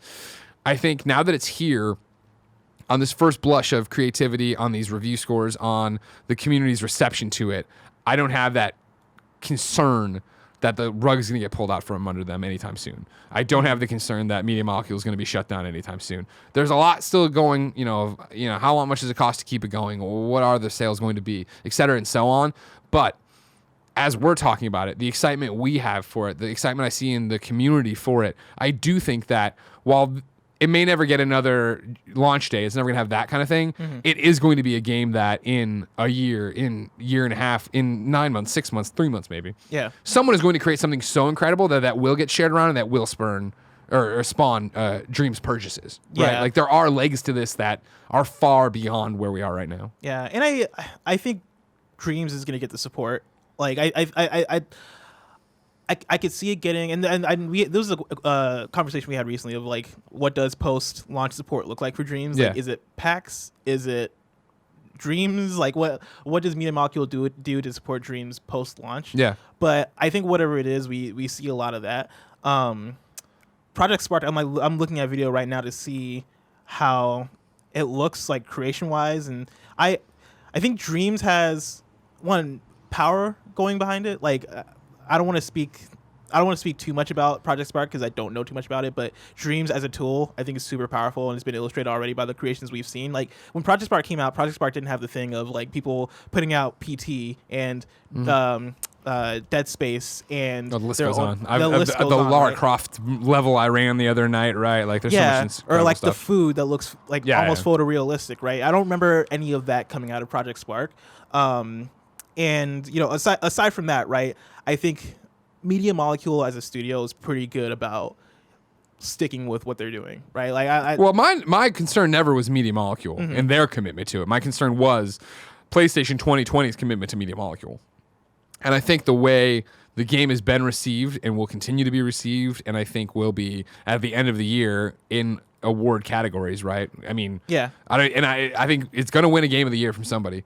Like, it's going to be that kind of thing where I think even in this year, and I know what I'm saying because of Last of Us and Cyberpunk and everything else, like, it's definitely going to be at the Game Awards for creative, most creative or whatever the hell. Like, some, I don't know what all the Game Awards are. I just vote on a new category. Yeah, I can exactly. see it being like special recognition. Games for Impact or something like that. Totally. Yeah. And that's the thing, too, of like, I think now that it's out there, people start thinking bigger. And that is where you get into, what are you really using for? It's not just making levels, right? It is not just making games. It is making art. It is giving people a place to go, be creative quietly. It is a place to go on the internet, in video games, and be supported creatively. Yeah. And as long as that continues, which I have no idea why it would ever stop, I think you have that, and you have those legs we're talking about. And to your point, too, of just like, what are people going to create 2 months from now, 3 months from now, a year from now, when they have had all this time? Because there's so many games now that I play through and I'm like, this is incredible. I wish there was more. And then there's the games I play through and I'm like, this is incredible. Oh my God, there is more. Like there's one in there. Crap. I don't think it's on my list. But it's on the always recommended. Let me go to the Dreams homepage here for Dreams. Yeah, there it is right there. Pip Gemwalker. Have you played this yet? No. Pip Gemwalker, like it's like, I started up. I'm like, it's got a really cool intro title screen. Great. You started up like, okay, cool. It's just like, how am I gonna go through and get all these gems and scratch them off? Like, it's kind of like Captain Toad of like moving around and looking for things. And then, I mean, you're moving the character, but I guess you're on Toad too. Doesn't matter. But then you come out and it's like, oh my God, there's so many levels. Like, it's one of those early creations, right? That people got in during the beta, made it, and then continued to add to it to the point that now at launch, there's so much stuff happening in it. Yeah. And so what does that look like as these games continue to go that way? Yeah. I think there's a clear vision, at least from the community, about what the future of Dreams could look like, even though, like, they haven't said anything about PS5. But I feel like we have to make They have said that it's going to work. Or am I making it up? Or are we just assuming that part? I mean, they might have said it passively, but I don't think officially in any way they've said that it's coming to PS5. But you have to imagine that is coming out. So, like, as a community, I feel like there's a vision, for what the future could be, right? With what we're talking about games games developing more and getting better and getting bigger and all these things that I in my gut have way more faith in Dreams than Project Spark. But also I feel like already the pop for Dreams is already bigger than the pop for Project Spark. That I feel like they're two different conversations in a sense. Yeah, I do too. Yeah, there's a whole bunch of different stuff up here. You're right. Where like the Gaming Bolt headline is Dreams already runs on PS5, but there are literally zero plans for a port at the moment. Yeah. Which obviously is this is happening on the 16th of February, right? Which is yesterday. So yeah, they're a little bit busy right now in terms of it. But yeah, it's clearly going to come to PlayStation 5. You would invest and I think that benefits it so much. Where if it is that when, and granted, I know it's going to be weird with PlayStation 5 backwards compatibility. Yeah, no, that was the next question I was going to ask about. Like, do you think that PS5 allows for greater scope in Dreams creations or quicker load times? Because stuff like that, which I've actually been really impressed with how quick they are already. I was impressed by Art's Dream specifically because I've had situations where I'm playing a Dream in early access, and it goes from like a really detailed room to the next one, and the transition load thing, I don't know what it's called, like the bubbly kind of thing that pops up. Yeah. Like that'll take a few seconds or so. But in Art's Dream, like it feels like very snappy, and I imagine it's one of those things where they know how to create with the tools that they have, and so they're able to do it pretty seamlessly. Yeah, I think PlayStation 5 it'll be everything looks sharper kind of thing. I always go back to when DC Universe Online was on PS3 and then launched on PS4, right? It was the same game, but like we're talking about, ran better, loaded faster, better graphics and stuff to that effect. Yeah. I don't think, since it's going to be backwards compatible and it's going to be all these different things, I don't think you can make it, oh, well, now you can do more with it. You can have more thermometers because then it starts breaking for how people are, right? You have to build for if it's going back and forth, or if it's just PlayStation 4 people are playing Dreams that are made in PS5, then it would break if they try to play well, with that was going to be the thing I suggested, that like, oh, yeah, you have Dreams that only do work on PS5 and Dreams that only work on PS4. But at the same time, I feel like you can't shatter that fan base yet. Yeah, that's the thing. Is like I feel like people are going to be creating Dreams for the next couple of years, right? Like expansive Dreams, big Dreams, right? And to have that transition to PS5, it sucks to just cut them off, midway through their development. And I think again the way they have it, where you link your levels and scenes or whatever together, like you get around that. Where even though it'd be awesome, to have a bigger thing, just have somebody go through a doorway, right, and that loads into the next one, and you're fine. Yeah. Is that it for our Dreams conversation? I think so. Dreams is awesome. Everybody should pick it up. Yeah. Kevin, are you going to play Dreams? It's very possible. Okay. It's very possible. Very possible. Okay, wow. After our It might glowing even be review, that's all you have to say honestly, to us. you guys got me excited about it, but the world is real busy right Dude, now. it's only, how much is Dreams? I It's can't like, breathe. what, $30? $40? What? Really? It's not $60, yeah. I mean, I'd never pay for it, obviously, because I get things for free from Greg. I mean, That's right. true. Yeah. Very true. Love you, buddy. But Because I bought early access, But, which like, I believe was $30, and I think the that final sounds version like is a- $40. Yeah, $40. awesome $40. price. Yeah. Yeah, $40. Wow. I think it's pretty good for it. Good for Wow. them. That was our first item on the XO. Just an hour. XOs Just an hour or on the whatever. X's and O's. The Yeah, X's and O's, yeah. Number 2, we have a PS5 watch, Kevin.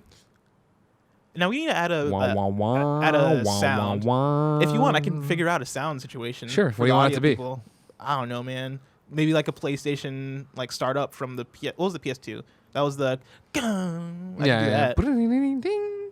Maybe I can edit that in. Yeah, I feel like Well, not on this Not episode, now, but, yeah, like, yeah, we're- I can we're spitballing take the what it is. file and then for like the graphics specifically, and I can edit it under the graphics. we should tweet Shu tweet and ask if he'll be like, warning, this is a PlayStation 5 watch. He will not. He will not. Pierre would be very mad at him. So for number 2 for the PS5 watch, Sony is struggling with PlayStation 5 price due to costly parts. This is from Takashi Mochizuki of Bloomberg, and I talked a lot about this with Tim on KFGD. I've condensed the story a bit because it was a Nice. long story, but Sure. still, it's a lot. I'm gonna take a swig of water, Wow, okay.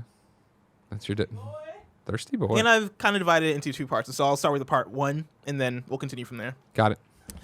Scarce Components have pushed the manufacturing cost for Sony's next PlayStation to around $450 per unit, Yikes. forcing a difficult price-setting decision in its battle with Microsoft, according to people with knowledge of the matter. Sony typically finalizes a console's price in February of the release year, followed by mass production in spring. With the PS5, the company is taking a wait-and-see approach, said the people asking not to be named because the details are private. The PS4, released in 2013 at a retail price of $399, was estimated by IHS Markit to cost $381 to manufacture. With the $450 unit cost and a similar gross margin, the PlayStation 5's retail price would have to be at least $470. The company's biggest headache is ensuring a reliable supply of DRAM and NAND, yeah, flash memory. This is my biggest problem. I'm always looking for NAND, Oh, flash memory, reasonable supply chains. Same. You know? With both in high demand as smartphone makers gear up for 5th generation devices, according to people familiar with Sony's operations. Samsung Electronics Co. just announced its Galaxy S20 product range, each variant of which will have 5G and a minimum of 12 gigabytes of RAM in the US. Some Sony game staff think it should sell the new console at a loss if necessary to match Microsoft's price, while other Sony executives would prefer to make money as the company did with the PS4. Most of the components for the console have been locked down, the people said, including the cooling system, which is unusually expensive at a few dollars per unit. Typically, companies would spend less than $1, but Sony opted to lavish more on making sure heat dissipation from powerful chips housed inside the console isn't an issue. Sony has already canceled some previously planned features for a new mirrorless camera due this year, owing to the constrained DRAM supply. Several people with the knowledge of the matter said. Sony executives are voicing patience about the next console's pricing as they anticipate the transition to be a gradual one, said people familiar with its day-to-day operations. Many of the games launched for PS5 will also be available to play on the predecessor machine, so revenue from software and related network services is expected to keep the business performance intact. Microsoft and Sony are both expanding their respective online subscription services revenue from which may allow them greater flexibility on hardware pricing. And I said I was going to divide it into two. I just ran through the whole thing. You just did it. Yeah, just slam it in because there. I Who lost cares? my. I put like a dash. I missed it, but that's the whole story. I might edit it out. Yeah, you might have edited it out. Well, we were a tag team. I didn't know that's what that was. No, it's totally fine. Yeah. But yeah, $450 per unit, Greg. To manufacture it.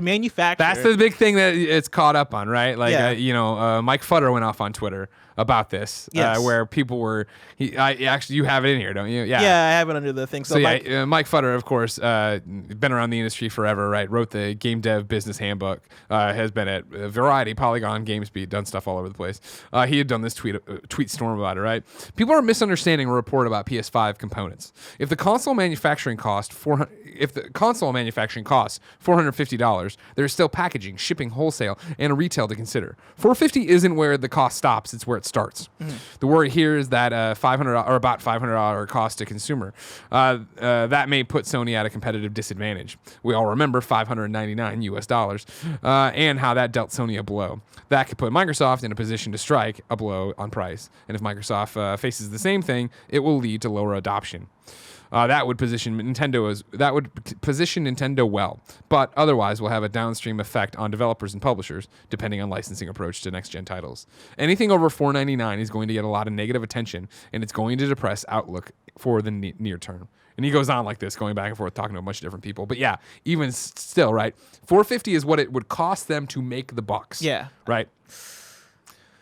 So 500 is probably what we're going to be looking at. Yeah, that was the thing, right? And even the articles here where it's like, the PS4 released in 2013 at a retail price of $399 was estimated by IHS Markit to cost around $381 to manufacture. Yeah. With the $450 unit cost and a similar gross margin, the PlayStation 5's retail price would have to be at least $470. Yeah, $450, that being the manufacturer cost, right? And comparing it to PS4's 381, right? Yeah. 450 puts them in a predicament where they could bite 470. Here's a PlayStation 5 for $469.99. We all be like, huh?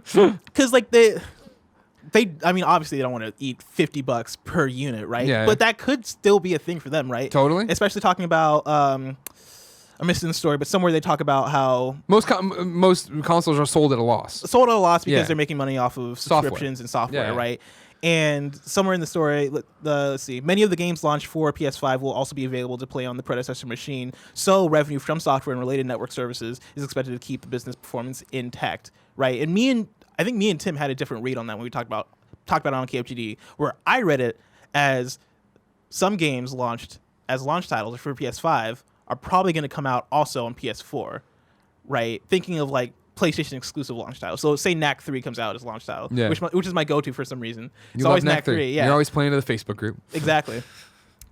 I think that's Sony being like, hey, these games or this console is going to cost quite a bit to manufacture. Let's make up some of that cost. If they decide to go for 400 or 450, which I don't think they will. It'll be 5. Right? I think they'll push it up to 5. Yeah. But I think internally, like I know that there is a obviously optic difference between $449.99 and $499.99, but yeah, I think at that point with those margins, you'd be like, fuck it. Yeah. We're PlayStation. People will pay it, and the people who don't pay it now will pay it eventually, or they'll get it when it price drops or does whatever when we move it in years. But yeah, to the point of. So I actually cut you off on what you guys were reading differently with them. Many of the games launched for the PlayStation 5 will also be available to play on the predecessor. Oh, machine. yeah. So I was reading as like, yeah, Sony is going to have some of their games on both consoles. Or I think Tim was reading it more so as like, actually, how was Tim reading it? I don't want to misquote him. He was. Hi, Barrett joining. Oh, where'd Barrett come from? He was reading it as Third games parties? like Last of Us Part 2 and Ghost of Tsushima. That's what it was. He was getting, talking about like games on PS4. And also we coming had out that on long PS5. conversation of like we're not really gonna know until we know what the disc boxes look like, and like Yeah. how those are being branded and stuff, and like so yeah, that's how he was reading it. How do you read it? That's what I want to know. Many of the games launched for PS5 will also be available to play on the predecessor machine. I think they're saying that the launch lineup will be available, and many of them will be launched on PlayStation 4 as well. Okay. They'll be that it'll go. It'll be PlayStation. This is our big PlayStation 5 game we're pimping, but you can buy a PlayStation 4 version of it. That's how I read it too. Because I was trying to dig around for it. One of the articles we've had in the past few weeks has been right that like, hey, there's this thing where like PlayStation 5 might not have any true exclusive for the first year. We saw that somewhere, right? That was Xbox. Yeah, no, but I thought there was a PlayStation 1 too. Huh? Was there? Right? Yeah. Really? Can you Google around for that? I'm trying to continue the conversation, but find it. I can't get the right keywords in there. It was one of those that was just like a throwaway comment. I'm like, I don't buy that I don't buy that. But I Yeah. get what you're saying. But yeah, this is the idea. I think they're saying is that if you're so inspired to get whatever game, there's still a way to get it, which means you're still selling copies of the game. So you're still making money as PlayStation. So like coming out with the new console and putting it out there doesn't mean if you put games on it that are exclusive to it, that you're locking people out from actually playing them or buying them, which I think is the bigger question or bigger argument here. Does $500 sit okay with you? I mean, you of course want it as cheap as possible, right? You want all the amazing bells and whistles and everything else for whatever you want it at. And the argument earlier this year, or I guess late last year, was that Xbox was pricing out or looking like it was going to be way more expensive than PlayStation. Yeah. Which I think in my head bumped it up to $499 and put PlayStation at $399. I thought PlayStation was going to be super competitive, and this is based off of rumors and speculation, like everything else, right?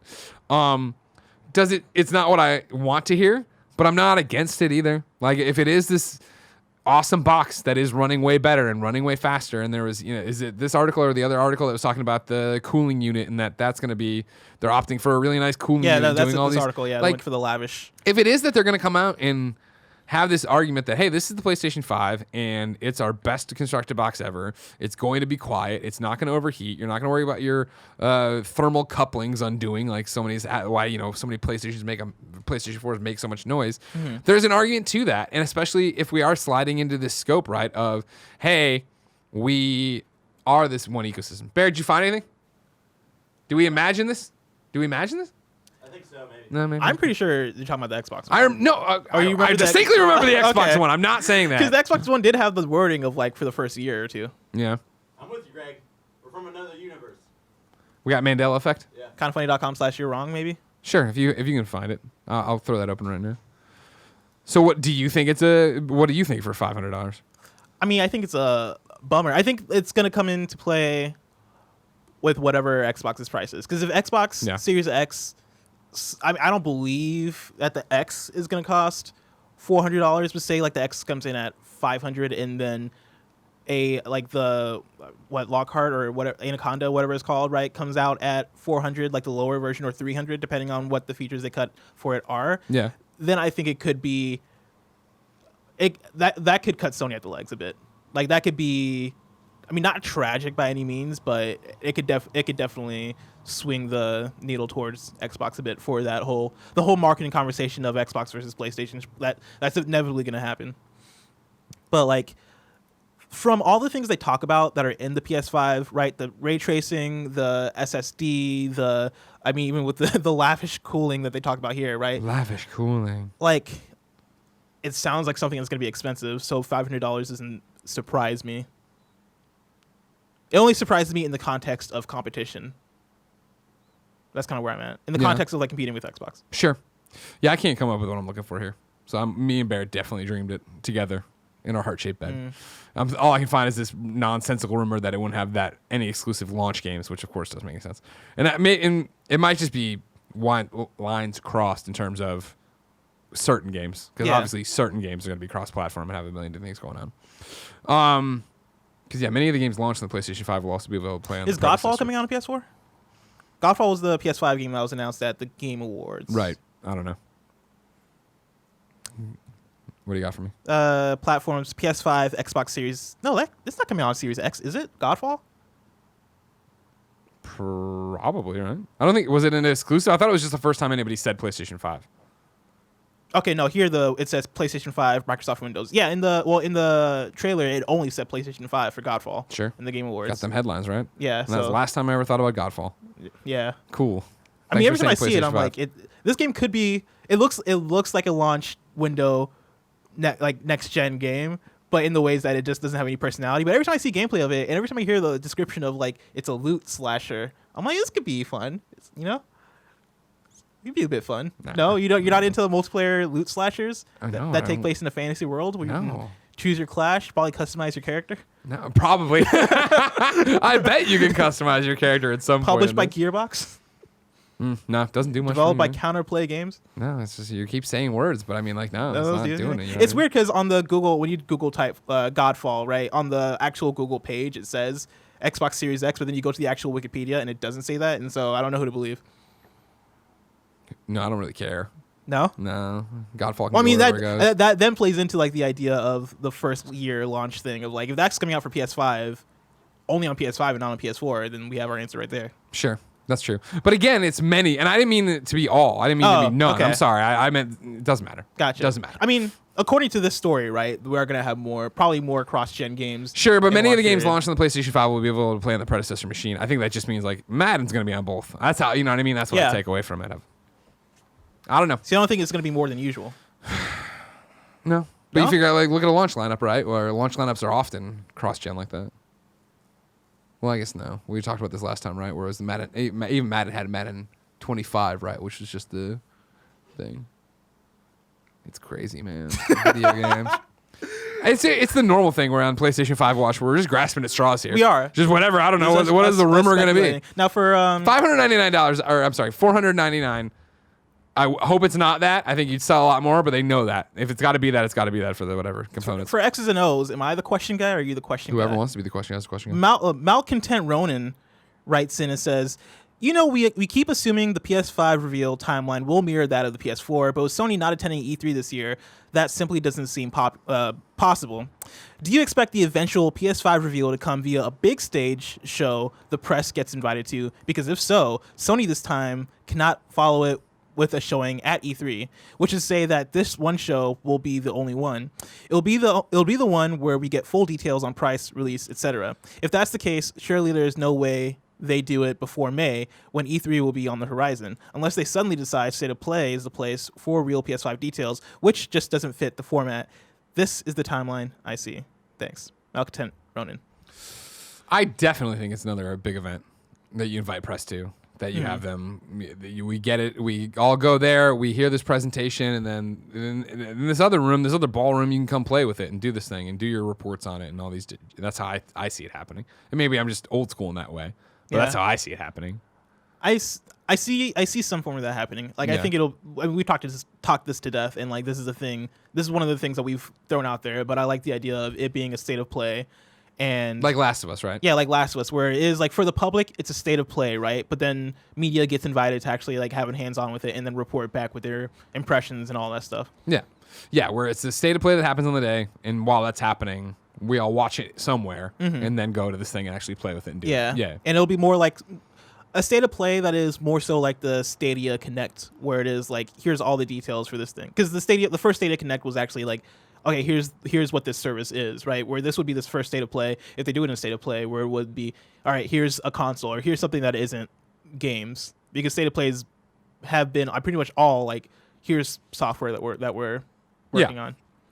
But that's the whole thing is I don't think you can. I guess there's a million ways around it. I don't think it's a state of play. I think it's an old school stage presentation. People are there watching and clapping. And I don't know. I'd want fans there, but I don't know if you'd bring fans. If it's just media, it's just that. Why do you think so?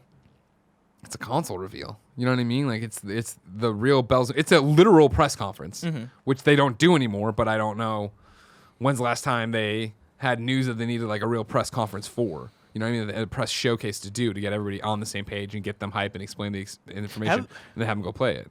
Have they done actually, I guess have they done a press conference since they started doing the state of plays?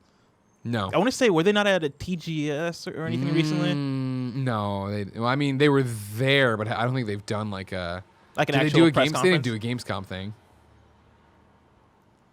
Because Gamescom was one night, Sony. not one night stand. That's what I call it too. One Night Live, is that right, or something? I think that's right. One Night Stand sounds better. And I like the ECW reference. Jeff Keighley, pay us. Exactly, Keighley, come on.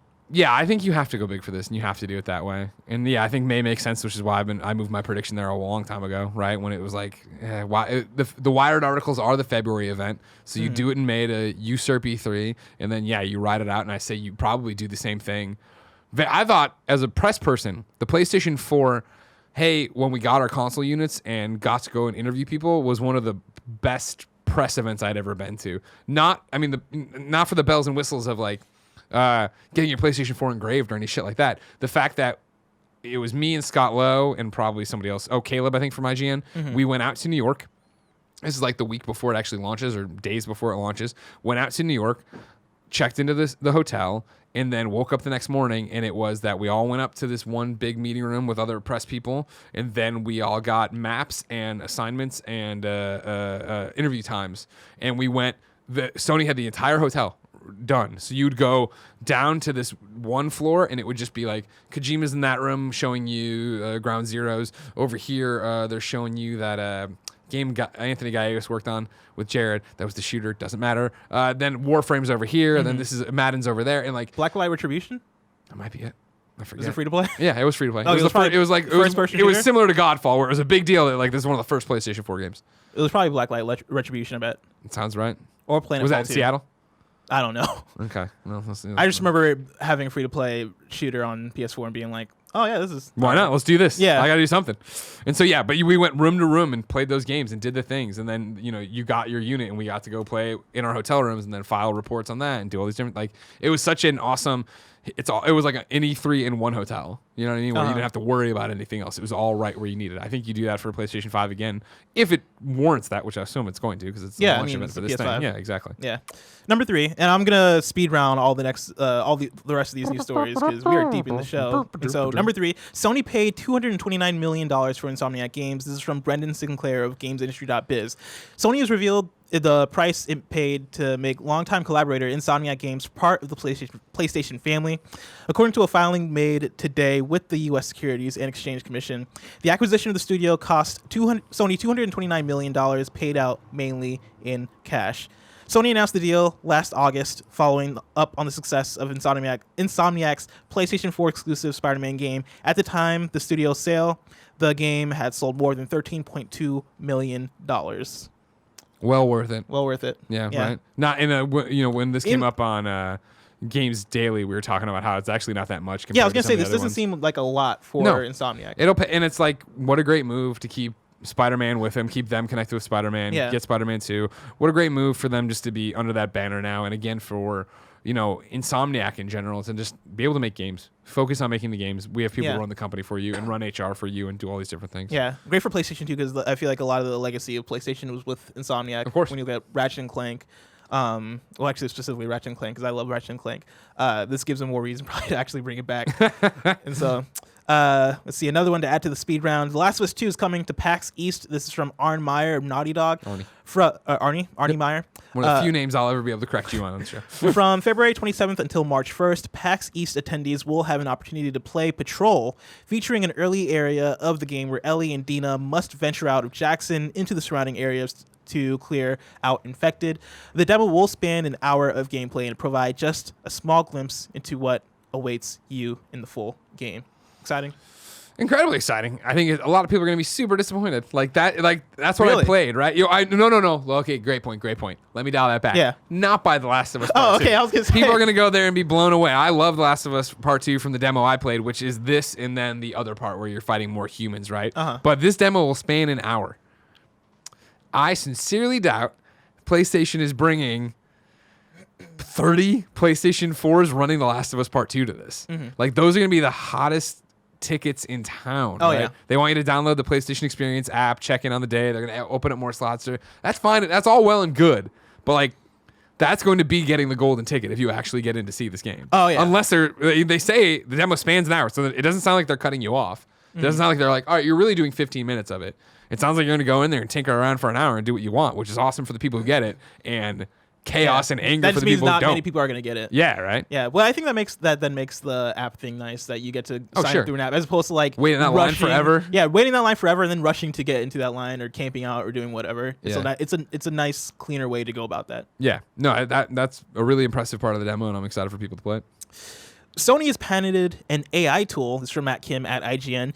Sony has submitted a patent for an AI that may be available or may be able to help players stuck in a game by pointing them towards items or weapons that may help them overcome their obstacle. This can either be an in-game item or, if need be, an item available for purchase.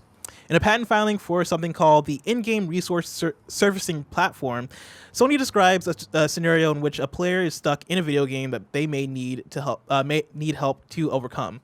Many video games have hundreds of thousands of individual items for users to earn, find, or purchase and use within the video game, it says in the patent description. Sony lays out 3 variations of this tool.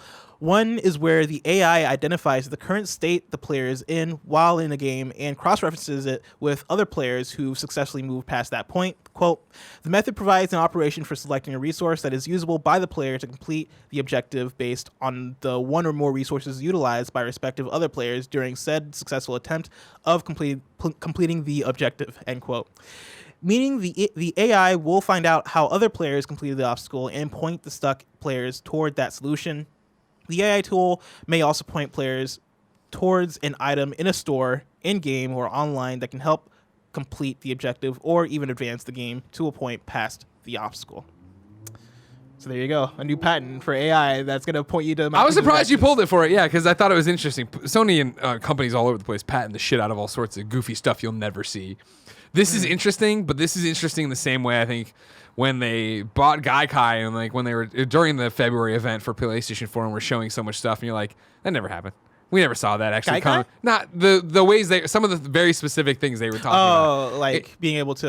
I don't even remember. I don't want to get into it. Transition I don't want the seamlessly URL from a thing to another thing. Exactly. Yeah. Where it's like, I understand this. I don't think they're anywhere near launching it or having it or anything. I think it was funny to see people immediately turn it around of like, oh, it's going to be for microtransactions and DLC and all this stuff. And it's like, I mean, could be. maybe, yeah, too. But it's also one of those things of how often would you really use that? And how I always am drawn back to the times you play a video game and it has a tip. Like, hit this button for a tip. Yeah. And you're stuck in something, you tip it, you hit it, like, all right, cool. How do I turn the lights on in the I'm stuck between turn the lights on in the room and getting the TV to do the thing and do the thing. And then you hit the tip screen and it's like, well, if you go to your inventory, you can sort things by the letter. You're like, well, that's not helpful at all in this situation. Yeah. So, like, how, and also in the I think Matt Kim pulled it out in his article as a cheeky closer of just like, and remember, there's IGN wikis. Like, when's the last time you ran into anything? That's a good point.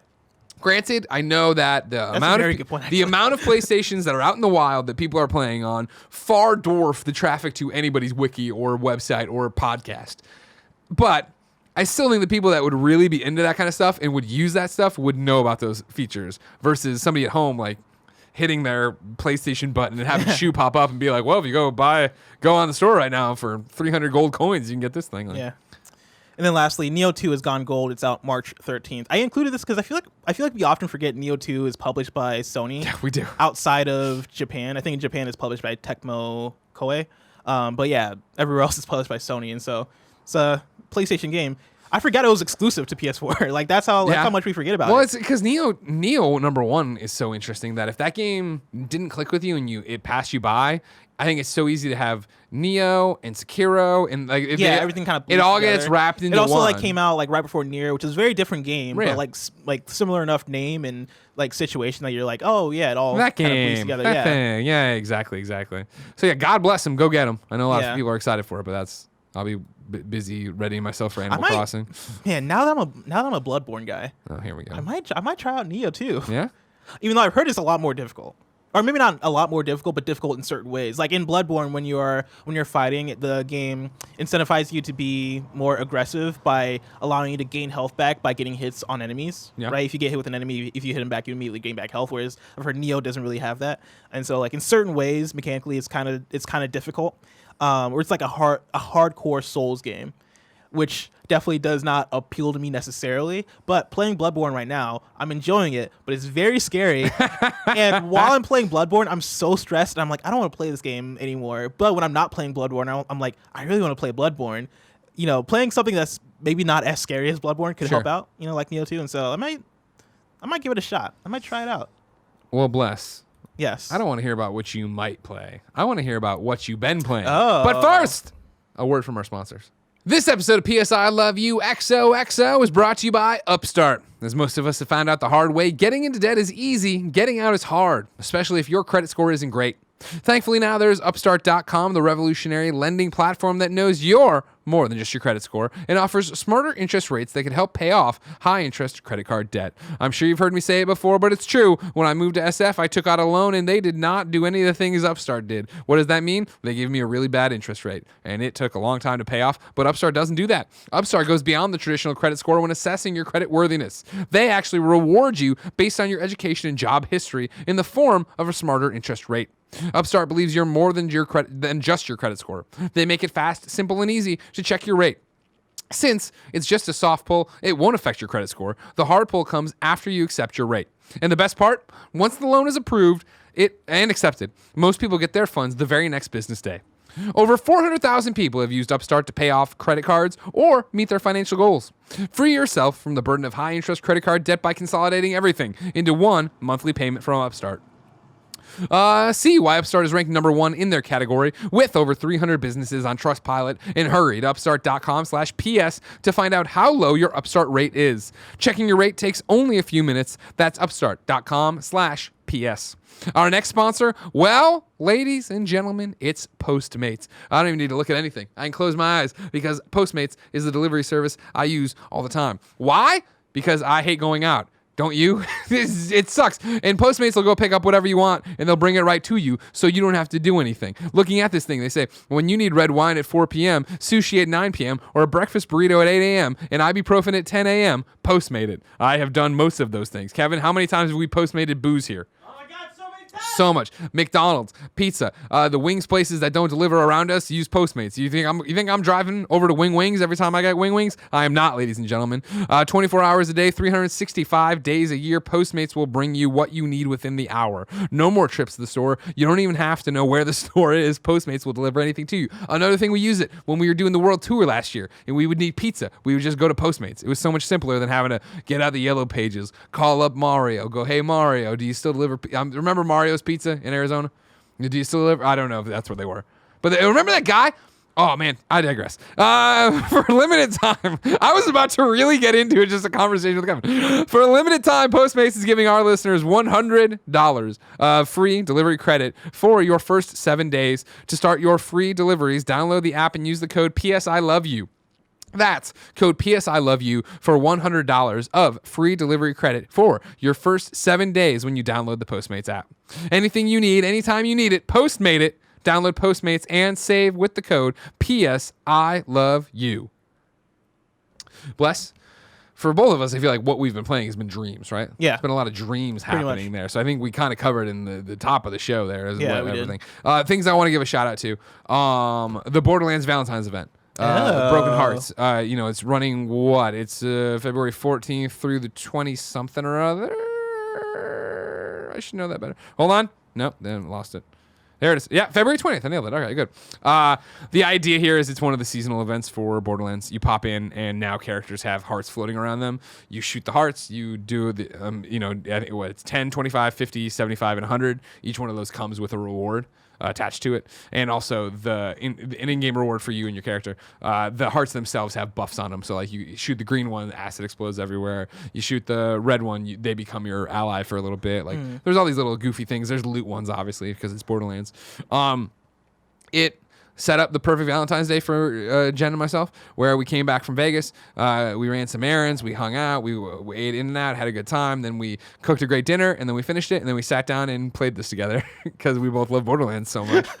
And it's romantic. It was great, and it's the kind of seasonal event that I'm down for, where it is short, which I like because that was a huge thing with Bloody Harvest, even though you can now toggle them on or off. And it was rewarding, and it wasn't a huge grind. Like we did I think half of it that night, and then the next morning woke up and played more. And we did it and got all the rewards, and now I have all those rewards. And it came with the level cap for Borderlands 2, or Borderlands as well. So I'm running through doing more of that. I'm running through True Vault Hunter. Borderlands continues to be such a great fucking game. Nice. It's good to hear. Thank you. You're welcome. What have you been playing? So I've been playing more Bloodborne, Yeah. and I won't talk much about it because I already talked about it the last few weeks. But I'm at a point in that game where I just got. I don't want to spoil anything, but I'm at a place where I did not expect to be. Okay. And I got put there unexpectedly, and it's a very hard area of the game. Okay. And I'm like, oh man, this is frustrating. And so that's how it's going with Bloodborne right now. But aside from that, this weekend, after watching the Sonic movie, I went and I played Sonic Generations. And here's the thing: this is disgraceful because it's PS I Love You XOXO. Oh god. I went and I played it on Xbox Gross. because PlayStation Boo! doesn't Thank you, have backwards compatibility. And this is the reason why I put this on here is a plea, right? I know PS5 is going to be backwards compatible with PS4, right? I feel like we still underrate how great having backwards compatibility is. Like, I know a lot of people are like, new game, new me or whatever. I want to only play the new stuff. Old game is old. Old game is old, that kind of thing, yeah. right? I don't believe in that. You don't. I don't. Understandable. I think being able to go back to older games or being able to like play Peace Walker whenever you want, right, on your new console. That's great. It's such a great experience, such a great thing to have, especially not having to like go back to old controllers. Like, Are you sure Sonic Generations isn't on PS Now? It's on PS Now for sure. Okay. But Well, I there just you don't, go. What are who you wants to doing? play it on PS Now though? What do you mean? Because it's streaming only. I can't download that game because it's a PS3 game. I know. And so I Killed it with Peace Walker for me too. yeah, and so I'm like, I don't want to stream this. And I looked at the PS3 because I have Kevin's PS3 in my place, and I looked at it and I was like, do I want to play Sonic Generations on PS3? Because I'm pretty sure my save is in the cloud for Sonic Generations. Like, Okay. I originally played it on PS3 and I beat it on PS3. And so I was like, and I only really wanted to play City Escape, right? And I know now I'm speaking to like a small group of people right now That understand all this that stuff. understand everything I'm talking about. But I only wanted to play City Escape, which is halfway through Sonic Generations. And I was like, maybe if I get my cloud save, I can then do this and I can then play it on my PS3. But then I was like, I'll just get it on Xbox. And they make it so easy to do backwards compatibility. And I hope PS5 does it well, right? Like I hope you're able to put your disc in and it works. But also I would love for, it's not going to happen, but like PS3 and PS2 and PS1 backwards compatibility. So that's You my never plea. know. I mean, like PS3 is always the wild card with that cell processor. Yeah. That's the thing that screwed everything up. You're only 25 trophies away from having the platinum in Sonic Generations. I would love to try it 25 of 50. That's if where you're at right if they now. somehow let me play it, like just buy it digitally or I mean, just already get have the access disc to and it. get your cloud save and go back at it. You know what I mean? Oh, on the PS3. Yeah. Mad skills. You get all the skills. You didn't get that one yet. You know, that's a silver. Did I not get all the skills? No, you didn't. According to this, you know what I mean? Did you look up my PSN? Yeah, oh, yeah. I have it saved ready to go into. Oh, yeah, like a bookmark? Yeah. Okay. Halfway point. Clear half the challenge acts. You haven't done that one either. Yeah, but I didn't love all the challenge acts. I like some Sure. of them. Sure, that's fair. I'm not judging. I don't even know what I'm reading. You know Also, what I mean? this is me from like 2012, 2013. Okay, was a punk. Yeah, he was. He was. I won't disagree with that. Yeah. Okay. Let's hear about what else you've been playing for 104 PSN games ranked. Ladies and gentlemen, if you didn't know, each and every week here we read through the drop on the PlayStation blog. We each pick a different PSN game to play, and then the next week we report back to you and rank the games in one ridiculous list. The rules are simple. We can't pick the same game. We can't pick something that's AAA, and it shouldn't be something we're going to play anyway. If you want to start following at home, I noticed the subreddit noticed that the list is already starting to get outrageous. Yeah, it is. How are they going to do it when it gets serious? You can now go to kindafunny.com/104list. Kindafunny.com. A 104 list. Spell it out. There you go. Well, the numerals for the zero. You got it, and you can see it there. Currently, the rankings are this: number 1, Darwin Project. Number 2, Foxyland 2. Number 3, Zombie Army 4 Dead War. Number 4, It Came from Space and Ate Our Brains. Number 5, Throw Anything. Number 6, Earth Knight. Number 7, Graveyard Keeper. Number 8, Eclipse Edge of Light. Number 9, Music Racer. And then number 10, Brain Breaker. One of those ones I always feel like I'm screwing up. It's Brain Breaker. I can't do it. You know what I mean? Brain Breaker. Blessing. Last week you chose Under Hero. Yes. Tell me all about it. So Under Hero is a 2D platforming RPG. It's a lot like Super Mario RPG. It's a lot like Undertale, in ways that are both awesome and I feel like also Under Hero compares itself to other games so much that it kind of brings it down. Like it's one of those where it's like, even in the name, right? Under Hero. You look at the box art and it is like a cutesy, like, fun, Undertale-ish looking thing where you play as a guy who looks like a Shy Guy from Mario. And you start off the game and you start off playing as the hero, right? Like the story of Under Hero is essentially like the story of Zelda, where it is like, oh yeah, the story, it's a tale as old as time. It repeats itself, right? The hero takes out the villain, right? And then, or the hero takes out like the evil force, every single generation or whatever it is. Game starts, you're playing as the hero, and then 2 minutes in, a chandelier drops, kills you and like a couple other minions, and then the game pans to like a minion that saw it all happen, who's like a punk minion, who's like or not punk, but like a weak, feeble kind of minion, and then you start playing as him, and then that's how the game kind of starts, is that you're playing as this little minion who's amongst these like other monsters, and you are tasked to save the world because like the real hero got killed, right? Yeah. So that's where the game starts, and it's like Undertale's it's like Undertale in the way that, one, you're in this world full of fun, quirky monsters that are like evil, but at the same time they're not that evil, right? They're kind of like play evil. The writing is very Undertale, right? It's like that fun, goofy writing, but at no point did I feel like it was like as good as Undertale. Like I posted a screenshot when I first started playing it where they had a line where it was like snitches get stitches or whatever, and I was like, that's funny. That's that's up my alley, right? That's the humor I want in video games. That's the humor that I want to get from this game, and I feel like it didn't really live up to that, throughout my time playing it. By the time I put it down, I was like, all right, it was a fun, great experience, like writing and presentation wise. Like the animation is beautiful, all this stuff, right? But it never really hit the heights that it sort of compared itself to, right? If that makes sense. And then gameplay wise, it's a 2D platformer, but also an RPG. Specifically, the combat system is Mario RPG. So whenever you run into an enemy, you are then doing a combat sequence that is then, in Paper Mario, you can choose your move, right? And then you jump on an enemy, but you had to time your hit with like the jump. Does that make sense, right? Like you get more points. Have you played Paper Mario? Like we said, I only played the Wii one. Oh. And I liked it, but I don't remember it to this level. But yeah, like essentially there's like there are mechanics within the combat of Paper Mario that you have to engage with in order to like get full points or in order to dodge or do whatever, right? If an enemy comes and hits you or comes and tries to attack you, you then have to like dodge it by pressing A, right? That's kind of how Paper Mario works. And this works similarly, where you press like square if you want to use your sword, you press circle if you want to use like your big mallet, like your heavy attack. You can jump if you want to like dodge enemies. You can press R2 to use your shield. You have all these different options that are available to you, but it is like a menu kind of system where you're choosing what you want to do. The twist is, with each of your actions, you are depleting your stamina meter, and it depletes pretty quickly. And so you have to have at least like three in your stamina meter in order to do like a basic attack, right? And some attacks take like 6 in your stamina meter, but the whole time you're managing your stamina meter, and so it's not really turn based. It's more so like time based or stamina based. If you run out of stamina, you're like kind of standing still, waiting for it to recharge back up. But then you are reading each enemy to see how they're going to attack you.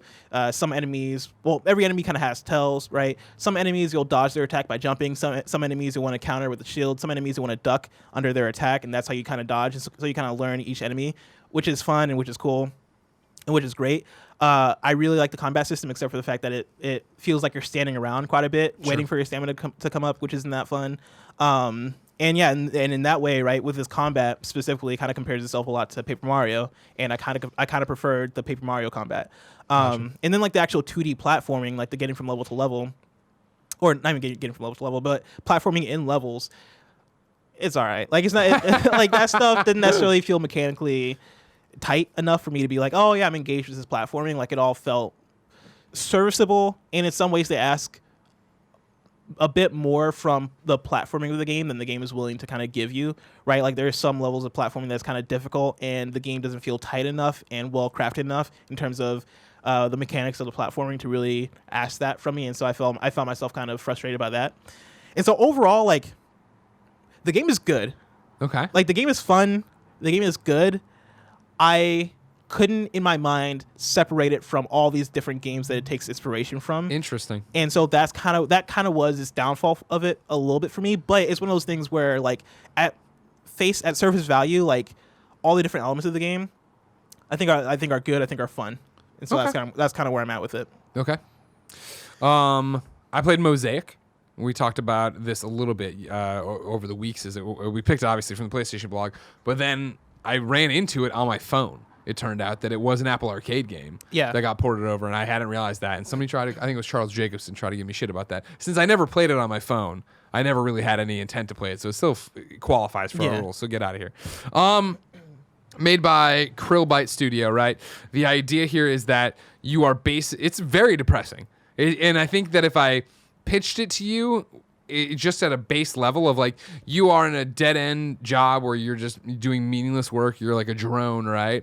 And then you start finding color in the world, I think you'd almost have an idea of what it is already. Not to say that it's bad or that's a knock against it, but it is this depressingly dark blue gray world. You are just an office worker with your white shirt, black tie. You wake up in your bed every morning and the room's super dark, and you walk in and you can either fix your hair, fix your tie, and when you brush your teeth, you move on to the next thing, which is leaving your apartment, getting in the elevator. Every time you get in, the people next to you in the elevator move away from you, and they're in better suits than you, right? So it is this like, you're an outcast. You go to this office building, you go in there and do these not remedial but basic job of like, you have these, it's like this weird Space Invader thing that they never super explain in terms of how this would be a job, but it doesn't matter. You're just like building this thing up and making these, like, connecting these hexagon images, right? Or circles, hexagons. You're connecting hexagons to get to the top, to get to the goal, to move on. The game is not about this gameplay. If anything, I think the gameplay being very black and white for the most part and very, straightforward, is meant to show that this is a job that doesn't tax you, right? Yeah, it looks really cool. Like the art style of this game. It does. It's a beautiful art style. Can you send Kev whatever you're looking at so you can toss it up on the screen? Or Kevin, you can put Mosaic video game, I guess, and you'd find it probably. Yeah, it's if you type in Mosaic PS4, the PS4 page will come up, and then you can scroll down and see screenshots of it. And so, yeah, like the whole point of it is like, you have your phone, and it's this commentary on dead end office work with everybody addicted to their phones. So like, you're on, like, the gameplay mainly is moving you from place to place, right? Going from your apartment to your job, moving from your job back home, being on a subway, and so on and so forth. And so our character does look at his phone nonstop, and you get the dings and notifications of, hey, you have a new message from work, and it works like if you're late 3 more times, you're going to be terminated. It's all very robotic, like an AI is talking to you from it. But then like, throughout the world, you can download their version of Tinder, and when you do it and it opens on your in-game phone, like, all the women all have the exact same haircut and faceless expressions and blue monotone stuff, and so you're just swiping, and it doesn't even matter what you do because it's all about how meaningless this is and how you can go to the news part of it and how worthless the news is in there, right? Yeah. And there's a game on the phone called Blop, which is just endless tapper, like a cookie tapper or whatever, and like what's so well done about the game is making you do the same things in different ways. Because the game is incredibly basic in terms of it's a narrative, right? You're taking this ride through this guy's life to figure out what's going to happen, and is he going to break free of the mundane here and go somewhere else. And so with it just being that you can get up, go to work, do these things, you're looking at your phone and he walks with the phone out. So you can keep walking and playing the stupid tap game as you go, which you do because it's increasing levels over here. It's giving you trophies. It's, doing all these different things in there to keep you staring at your phone, to keep your character staring at the phone and distracted from the world around you, which is also meaningless and shitty, right? And so you're tapping on it and, just tapping to get the blip blops brought up and get more blips so you can spend them on upgrades to get blips and bops faster. And it's just nonsense mobile game. Why are you wasting your time like I do with PSN trophies, right? Yeah. But then you'll be playing the game and, when you leave your house at one point, if you go left, you walk to a light and it's like you're finally in this high rise and there's actual sunlight coming in. And so suddenly there's color in the world for the first time. And you look out and he gets this colorful rainbow swirl above his head and you tap X like you've been tapping on the phone game, right? Then he breaks through the glass and he's out there soaking up the sunlight and doing these different things. And then it's, the daydream is over and he's back to his mundane world and you go through and do that. And so these instances of color and music keep popping up and you get these chances to break out of it and see it and feel this push and pull between him of, there's got to be more to life than this, but what is it kind of thing? And then there's so it's very much an art game of how much of this is real, how much of this is in his head, how much of it is there really some weird evil corporation going on here, or is it just his job sucks and he needs to break free and blah, blah. It's one of those very open to interpretation games, which is cool. But I don't think it ever, from how I'm describing it, I imagine you, and you can tell me if I'm wrong, I imagine you get it. And you understand the game's themes and probably where we're going with it. And okay, cool. So do you need to play that? That was the whole thing. Is okay. Playing so it doesn't surprise you at any No, point. and that was the thing. Playing through it, I was like, this is pretty. But even from the trailer you watch, you're like, I get what this is going to be, and that's what it is. And you go through and that's not bad. That's not wrong. That's it's not a huge knock against the game. The knocks I have against the game, and probably just the PlayStation 4 version, although I still haven't turned on an Apple Arcade. Right, it runs poorly. It is just walking around and it'll hitch on stuff. Yeah. I'm playing on a beautiful TV that is great for every other game.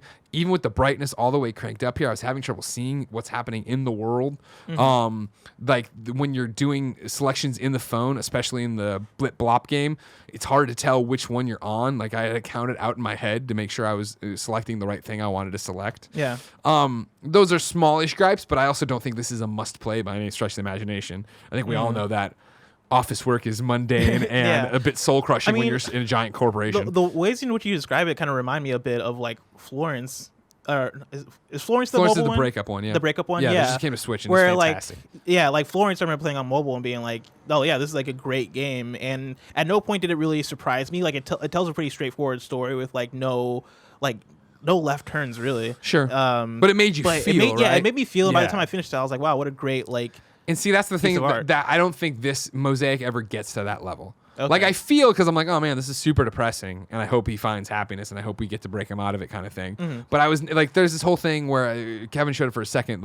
There's this goldfish character that pops up in your sync and talks to you, and you have dialogue options, which I did not realize in the first go round because it was so dark I couldn't see the second dialogue option. Yeah. And I don't know what, maybe it was just I was having I've restarted the game. In the screenshot here on the promotional, it says, "Why do you drag yourself out of bed every morning?" That's the fish talking in the sync. Yeah. And that's the thing is that's the interaction we're having with the character, right? Where you're moving around and doing it. So it's again, no means bad by any stretch of the imagination, but it just never got crazy.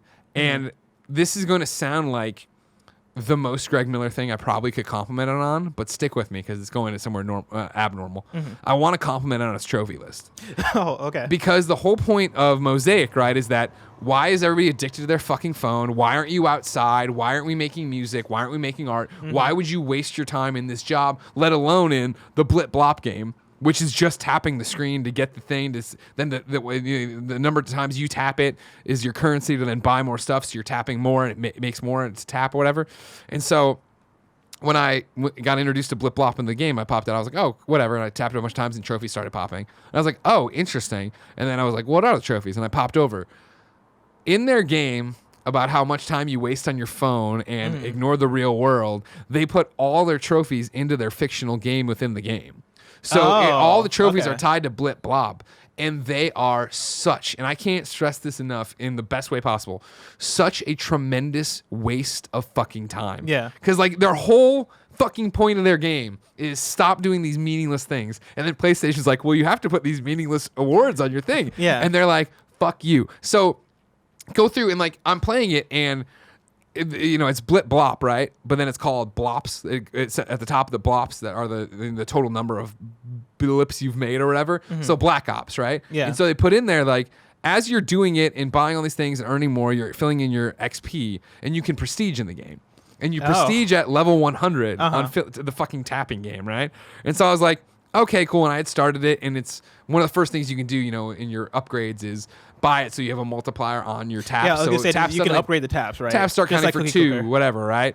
By the end, taps I think we're counting for 1.5K. Like Dude, one tap, right? This reminds me. I got really into Cookie Clicker in college, Right. just like because I would play it while listening to lectures, which is a thing that I probably shouldn't have done, but No. it probably did help me to listen actually because it was like such a mindless thing. Sure. But you can then buy the multipliers, and at a certain point, like clicks would cost like millions. Yeah, exactly. And that's exactly what happens here. And Jen, who's adept and schooled in the mobile game thing, what is this Cookie Clicker the game? I'm like, no, there's other stuff happening. But so I played it all yesterday, right? And I beat it all in one go yesterday. I think what I'd seen online is like the story campaign itself is like 3 hours, maybe a little bit less. That sounds right. I got distracted with a lunch in the middle of it. I was doing the blip blop a lot because I was like, oh, well, I'm looking at the trophies and it's like, normal stuff as it goes. And then it's like, gather 1 million blops, gather 1 billion, gather 1 trillion. And I'm like, all right, cool. Well, clearly as I get the upgrade going, I'm eventually going to start getting an obscene upgrade where it is like one thing counts for 100,000. You know what I mean? And like, granted, it's 1.5K times it or whatever. And that didn't happen. They never cheap out on I'm suddenly getting a gajillion by hitting the button. And then also when you prestige and reset your level back to 1, it resets your multiplier as well. With the exception you get like an overall added bonus now that'll, I think, continue to multiply as you go. All that said, I was looking at on the PSN profiles today, and it's like over here in the corner, this person talking about it is like it takes about 15 hours Really? to do all this because one of the trophies, right, to make because they want to drive this home, you are wasting your fucking time. Prestige 10 times. That's awesome. There's one trophy that's called dedicated, which is blip for 1 hour continuously. Like are you gonna get it? Is the question. No, fuck no. Not No. even like in support of how good the list is. Because it's my thing of, even though I could do it on the side, right? And I could like have it on the thing and tap it here and there. The fact that it resets means that I'm for real putting in another maybe 2 hours now of work or whatever of doing it. And then to do it and have it reset every time. Like, and granted, again, I want to say it was a 50% increase I had. So you assume next time is 75 and maybe 100. And I don't know, maybe I'll look into it. But like, it just sounds outrageous. And totally hats off to them of like, our game has a fucking point, and if you want it for these stupid reasons, go ahead, but you are missing the point of the fucking game. It surprised me that you didn't enjoy Undertale that much when you played it, because like it has a very similar kind of deal with its trophy list where it I don't want to spoil it too much. Well, there's like pacifist run and like all that stuff. Right? Yeah, there's different runs that you can do in the game, but like you don't really have to do any of that for the trophy list. Really, what you do for the trophy list is in the PS4 version, and probably like all the console versions, I imagine, you can go to a certain area in the game that's not found in the original PC release, and basically it's like a dog with like a stand. I remember this though. Yeah, because it was like,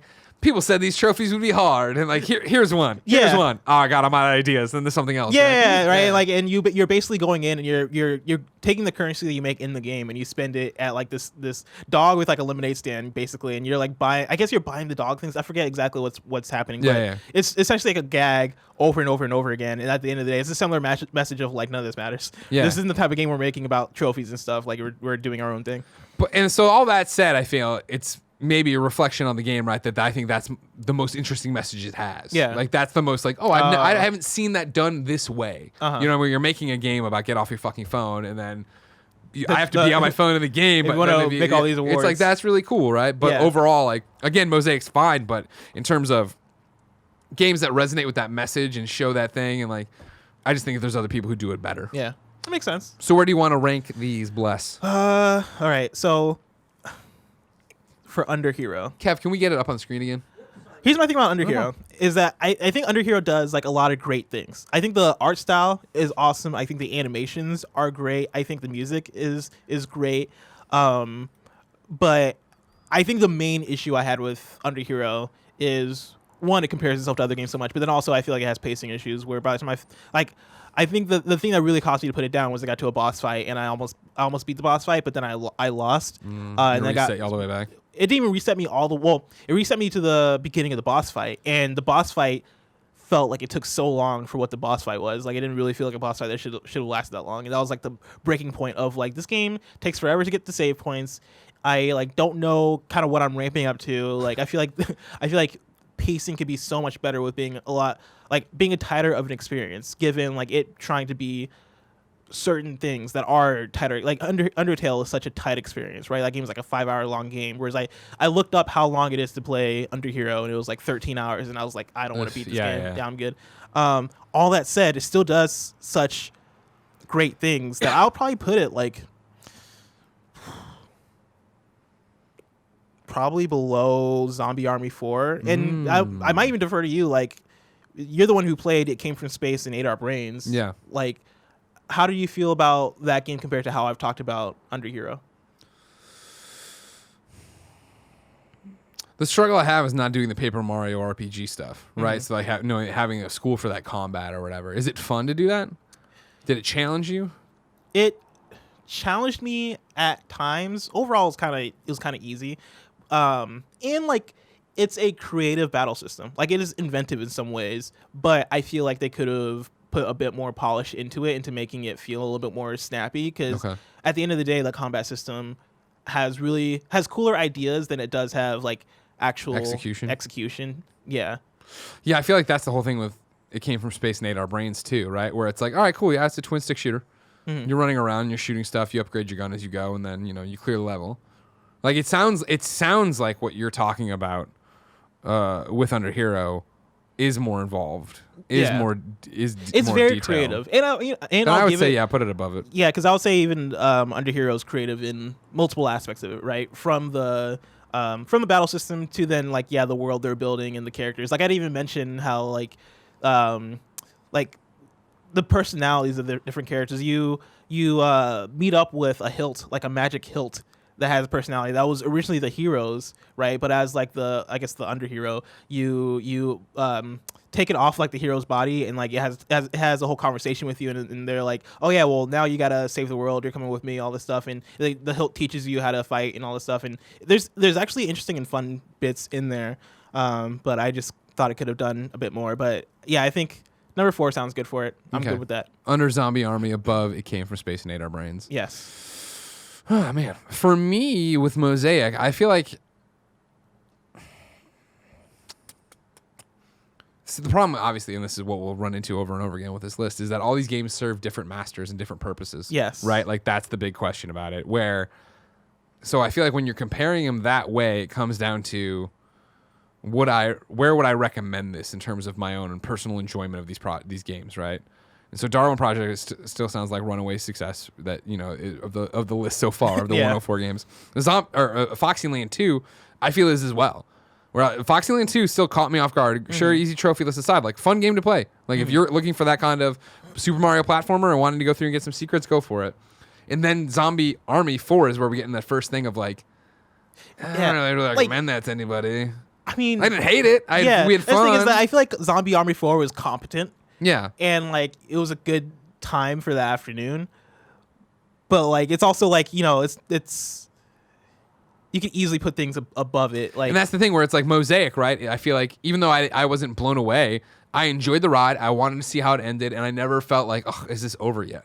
Mm-hmm. Where and I granted again, like I think it goes to what you're talking about with Underhero, where it's like you looked up 13 hours. Yeah. Like, well, this game could have been done quicker than that. Yeah. Whereas Mosaic seemed to nail that, and so it's like if you were interested in Mosaic and what I was saying, I would say, oh, check it out for sure. Which makes me wonder if I'm putting it above Zombie Army. Not that I'm saying, because even Zombie Army, oh, that sounds really interesting. Well, it is, but maybe I would say try the World War Z. Yes, thank you. World War Z was more fun than I thought. I forget if it was Kotaku or Polygon, but somebody posted an article that was like, Zombie Army 4 is just another zombie game, but it's pretty fun. Yeah, right? It's like, yeah, that's a good way to describe it. Where like that Zombie Army 4 doesn't stand out, and it's not really special, and like that's not to take away from Zombie Army 4, but like it is like a fun time. Yeah. Right. Like it's competent. It works. It's good. But yeah, if you're saying Mosaic goes for more. It goes for more, yeah, and it tells its story and gets out. It does its thing. It's Yeah. interesting. You know what I mean? It sounds like it's above Zombie Army. All right, let's put it there. Number 3, Mosaic. Now, new top 10 is how we'll read them. Of course, you can go, like I said, ladies and gentlemen, to kindafunny.com/104 list to see the full thing. But the top 10 are number 1, Darwin Project. Number 2, Foxyland 2. Number 3, Mosaic. Number 4, Zombie Army 4 Dead War. Number 5, Under Hero. Number 6, It Came from Space and Ate Our Brains. Number 7, Throw Anything. Number 8, Earth Knight. Number 9, Graveyard Keeper. And number 10, Eclipse, Edge of Light.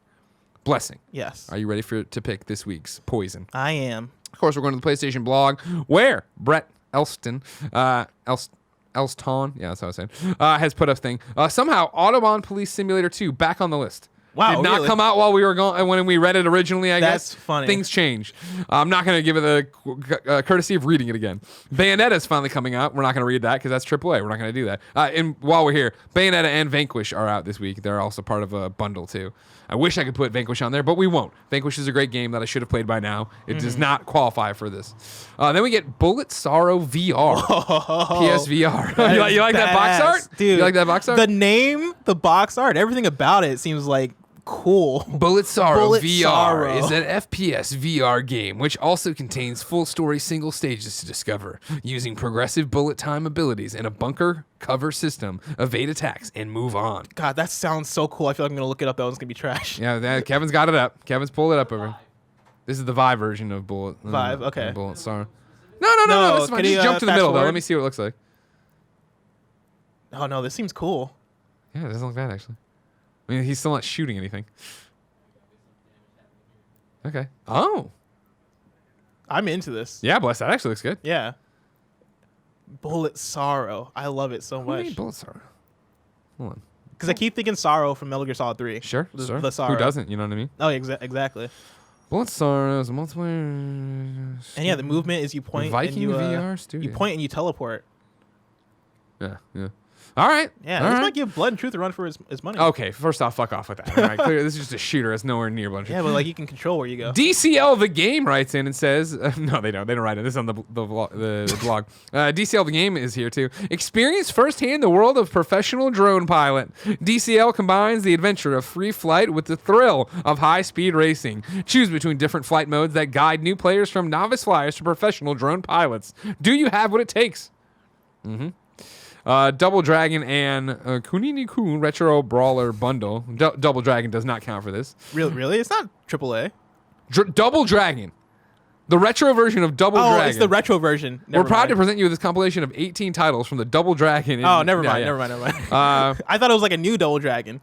Draugen. Draugen is a single-player, first-person Fjord noir mystery set in 1920s Norway.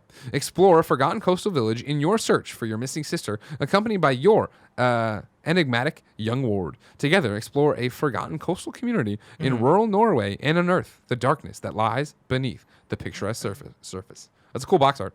It is. Hunt Showdown. Did you know Hunt Showdown was coming to PS4? Because No. I did not. Which one's Hunt Showdown? I think it's like a battle royale that I've heard about for PC. Savage, nightmarish monsters roam the... Oh, I do remember this one. Louisiana swamps, and you are part of a group of rugged bounty hunters bound to rid the world of their ghastly presence. Maybe not battle royale, but it's a competitive game. Hunt's competitive match-based gameplay mixes PvP and PvE elements to create a uniquely tense experience where your life, your character, and your gear are always on the line. I remember this one. Yeah, I played this at some show. This was... Yeah, because a thing a when I few liked years Friday ago. the 13th, people were telling me about this one. Because you're running around doing it, you're like monster hunters, and it is you're all working together, but you are like working for better gear or whatever, or better. I don't know. People are just shooting. I don't know why I things, said battle royale, but yeah, this game had multiplayer. some buzz. Yeah, I remember that. Okay. Katana Kami. The way of the samurai is forged in battle. Play as a ronin during Japan's Meiji Restoration. The swordsmith Dojima falls into debt, and his beautiful daughter is taken as collateral. Help repay the debt by crafting swords by day and exploring the mysterious, twisting dungeons of the Ippomatsu Cave for valuable materials at night. Knight and Plus. It's PlayStation 4 and PlayStation Vita. It lives cross-buy. Help Sir Loot-a-Lot conquer 4 dungeons by solving intricate puzzles and utilizing new abilities. Join brave Sir Loot-a-Lot on his epic quest in the Little Adventure. Explore and fight your way through 4 dangerous dungeons filled with dangerous traps, devious puzzles, and magical artifacts. Townsman, a kingdom rebuilt, PS4.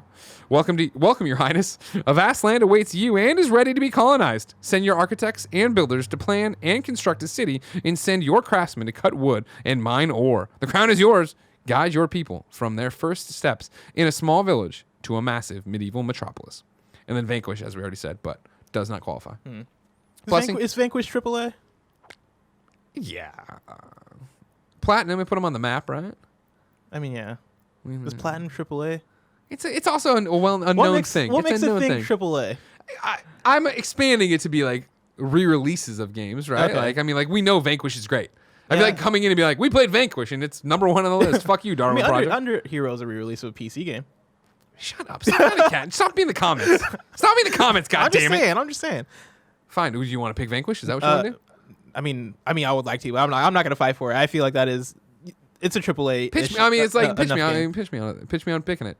Because it's not. No, I don't feel like it's fair. Because it's not a re-release of like. I only want to pick Vanquish because Vanquish looks like a fun game. No, Vanquish is great. Or is a fun game that I haven't played much of, and I would like to play more of it. But I don't think it qualifies for this. Do you want Nathan Choquette's usual advice on what we should pick? Sure. Nathan wrote into patreon.com/kindoffunnygames just like you can. It says, hey, Greg and Blessing. Hope you're doing well this week. I've got your weekly recommendations for the 104 PSN Games rank list. So here goes. Katana Kami has a long, complicated name, but looks like a cool isometric 3D version of Moonlighter, where you play as a samurai trying to help a blacksmith out of debt in exchange for his daughter's hand in marriage. The Moonlighter similarities and the Japanese folklore got me interested in this one, and I know how much you liked Moonlighter, Greg. We're looking at it right now if Kevin wants to throw it up. Oh, no, this is Katana Kami. This is what we're talking about. Oh, okay. Sorry, I was thinking Dragon. No. That was the other one. So yeah, it's just some run around, hack and slash here, getting this stuff, killing these guys, and yeah, you get to come back with a thing. That looks pretty cool. That does sound really good. And then, as for you, Bless, not sure how you feel about a story-focused mystery with some Lovecraftian vibes, but Draugen looks pretty tight if you're into that and want more of a narrative and a character interaction experience. Oh. As always, there's a Radalika published game this week called Knight and Plus, but it doesn't look too bad either if you want a little more action and 2 to 3 quick platinums. Keep up the great work, Nathan. So who chooses first this week? Every week we forget. Yeah. Because usually it comes down pretty clear on what we want. Because like last week, I think we pretty much chose at the same time. Because we had a clear idea. Okay. Well, what do you want to do? We can go, Kevin? I'm between a couple. Is this Dragon? Yeah. Can you throw it back up? Okay, so yeah, it is like a narrative adventure. Reminds me of Vanishing of Ethan Carter. I was gonna say what remains of Edith Finch. Yeah. Yeah, you're wandering around, looking at stuff, looking at things. See, I liked what I saw at Katana Kami, and I like that it's a Moonlighter with samurais. So Hunt I would pick Showdown that. isn't AAA, right? Huh? Hunt Showdown doesn't. No, I wouldn't count that as AAA.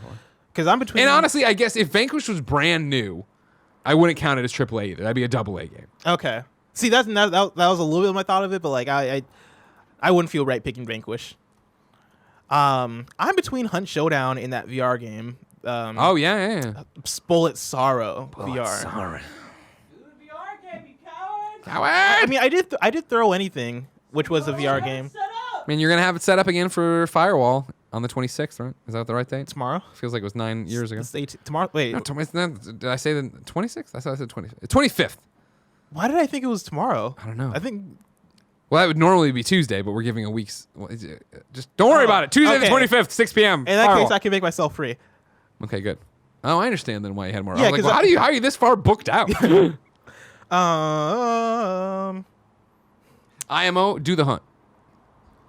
Because I would have done a Hunt Showdown. I remember being cool. Like people really liked it. Yeah, I remember people talking about Hunt Showdown, which is why it stuck out to me. I'm gonna go Hunt Showdown because I want to try it out. Perfect. Also, multiplayer games are easier to do for this segment because that means I don't have to like sit down for 5 hours through like a campaign or whatever. Sure. Cool. Hunt Showdown. Katana Kami, Hunt Showdown. That's what's on tap for next time on 104 PSN Games ranked. Remember, kindoffunny.com/104 list if you want to see where they're ranking so far. I'm going to leave it up to you, Mr. Adioya. Would you like to do some reader mail? just one or two questions, or the greatest hits. We didn't do the greatest hits last week. No, did we don't promise anybody anything. No, you know we what I mean? don't. They We can get it when they definitely get it. I'm gonna say let's do the greatest hits. All right, ladies and gentlemen, if you didn't know, we're using 10 of our episodes of PS I Love You XOXO, not in the same order, to rank the greatest games of the decade, starting in that there 2010. So we're going to go through. We talk about our game of the year for each decade. Or no, that's not right. Every year in the decade. You understand what I mean? I'm tired. Each It's been decade. 2 hours and 15. All two of them. There's some PlayStation. Or 3, I guess. This time. Yeah. Now we're in the new decade, so 4, kind of. All right. Well, you know what? A million decades. So in 2010, the picks were this. Blessing picked Heavy Rain. I picked Peace Walker. 2011, I picked Uncharted 3. Blessing picked Portal 2. 2012 was our first unanimous decision, Persona 4 Golden for both of us. And then 2013, I picked The Last of Us. You picked GTA 5. Now, we've come to 2014. That's how time works, right? Because I don't have the year in here anymore, and that's scary, because that's when I make a mistake. But that's how it's got to be. So that's how it's got to be. Right? 2014. Right? This is such an interesting year. Really? It's a weird year. Yeah, because it was this is my thing when people were talking about, was it last year being a weak year? Yeah, it was Yep. last year. People were like, oh yeah, 2019 is not that great of a year for video games. And I'm like, do you guys remember 2014? Because Dragon Age Inquisition won Game of the Year multiple outlets. The competition that I have it in 2014 is as follows, and I do want to let people know I remember doing this sleep deprived. So if I fucked up and put a game on here that didn't come to PlayStation in that year, I need to be corrected. Blessing, you're on the watch. Okay. I think we got it, but I want to make sure. Yeah. Child of Light, Destiny, Dragon Age Inquisition, Dying Light, Infamous Second Son, Metal Gear Solid 5 Ground Zeroes, Transistor, Valiant Hearts, Watch Dogs, Wolfenstein: The New Order, Dark Souls 2, Shadow of Mordor, Shovel Knight, South Park, The Stick of Truth, and then Last of Us Left Behind. This is not a DLC. Does It that is. count? Well, it was standalone. You can buy it and not have to play the game. Really? Pretty sure. As the words left my mouth, I was like, I think so. Yeah, I don't know if that's accurate. Hold on, we're checking. It's been a long time since I had to worry about this. I can call you out on that. That's fine. I just don't kidding. mind. Left behind. I know that for a fact there's a menu option in the Last of Us game that is left behind Fuck if yeah, you go into it. Mm-hmm. Here we go. I mean, Last of Us Left Behind is now available as a standalone game. Is it? Okay. But like, was it in 2014? This is where you get into that weird thing. You know what I mean? I mean, now you're making me doubt. Because I don't think it was, but I could be very wrong.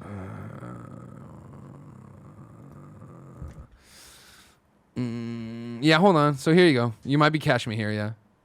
Catch me outside.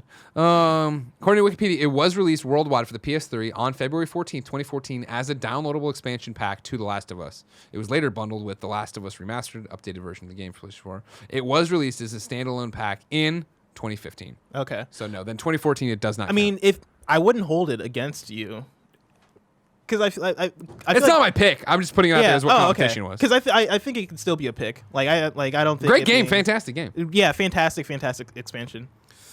But this is what you're talking about, right? I'm like, a lot of good games, a lot of fun games. Yeah. Game of the year. Like what? Especially looking back now. I have 2 picks, and I'm trying to coward. in my mind. You Oh no, fucking I'm coward. gonna pick one. I just Okay. gotta figure. I gotta So, talk no, it you're a through coward. because my first pick, Shadow of Mordor. I remember being it was my first platinum, as we talked about on episode 1, I believe. And dude, that Nemesis system, like, one, the combat system is great, but that coupled with the Nemesis system, that system I feel like is still underrated to this day. Like, we don't talk about it enough, right? We talked about it a lot that year, but looking back, that system is so good. It kept combat interesting, like the growth of the enemies after they killed you and they became more powerful. Like, being able to work up the ranks and being able to like be like, okay, I want to assassinate this guy so I can allow these other guys to like rise up or whatever, right? Like, all that stuff I feel like worked very great. And I remember later on there was DLC, I believe, that allowed you to like do like these combat trial runs where you would have to like take out like 4 of like the leaders or whatever in like a certain amount of time, something like that. I can't remember the exact details of it, but I remember being obsessed with the actual playing of that game. Like, And the that's what gameplay most loop. people were. Yeah, I remember that being such a huge That deal. gameplay loop was amazing. I don't remember a thing about the story because I don't really like Lord of the Rings, but the gameplay was amazing. My second pick, South Park: The Stick of Truth. Because, in fact, honestly, that's probably my pick. You're slam dunking it in there, right there? I'm just gonna say South Park: The Stick of Truth. Why?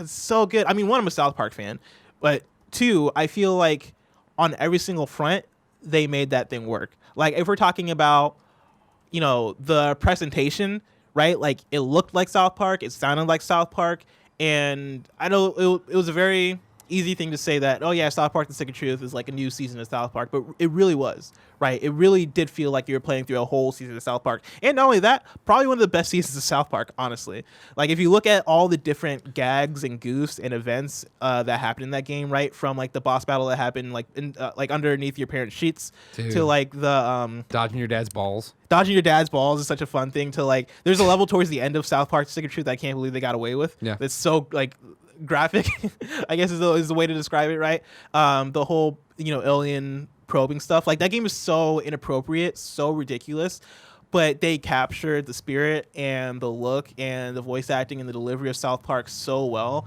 And like even from just like the minor bits of like going to Canada and like the art style changing and turning into a different game, or your protagonist being like a silent protagonist or whatever, right, being your customized character, and so they just call him douchebag the whole time. Yep. Right, like there's so many different bits that worked so well. And that game had very extravagant pacing.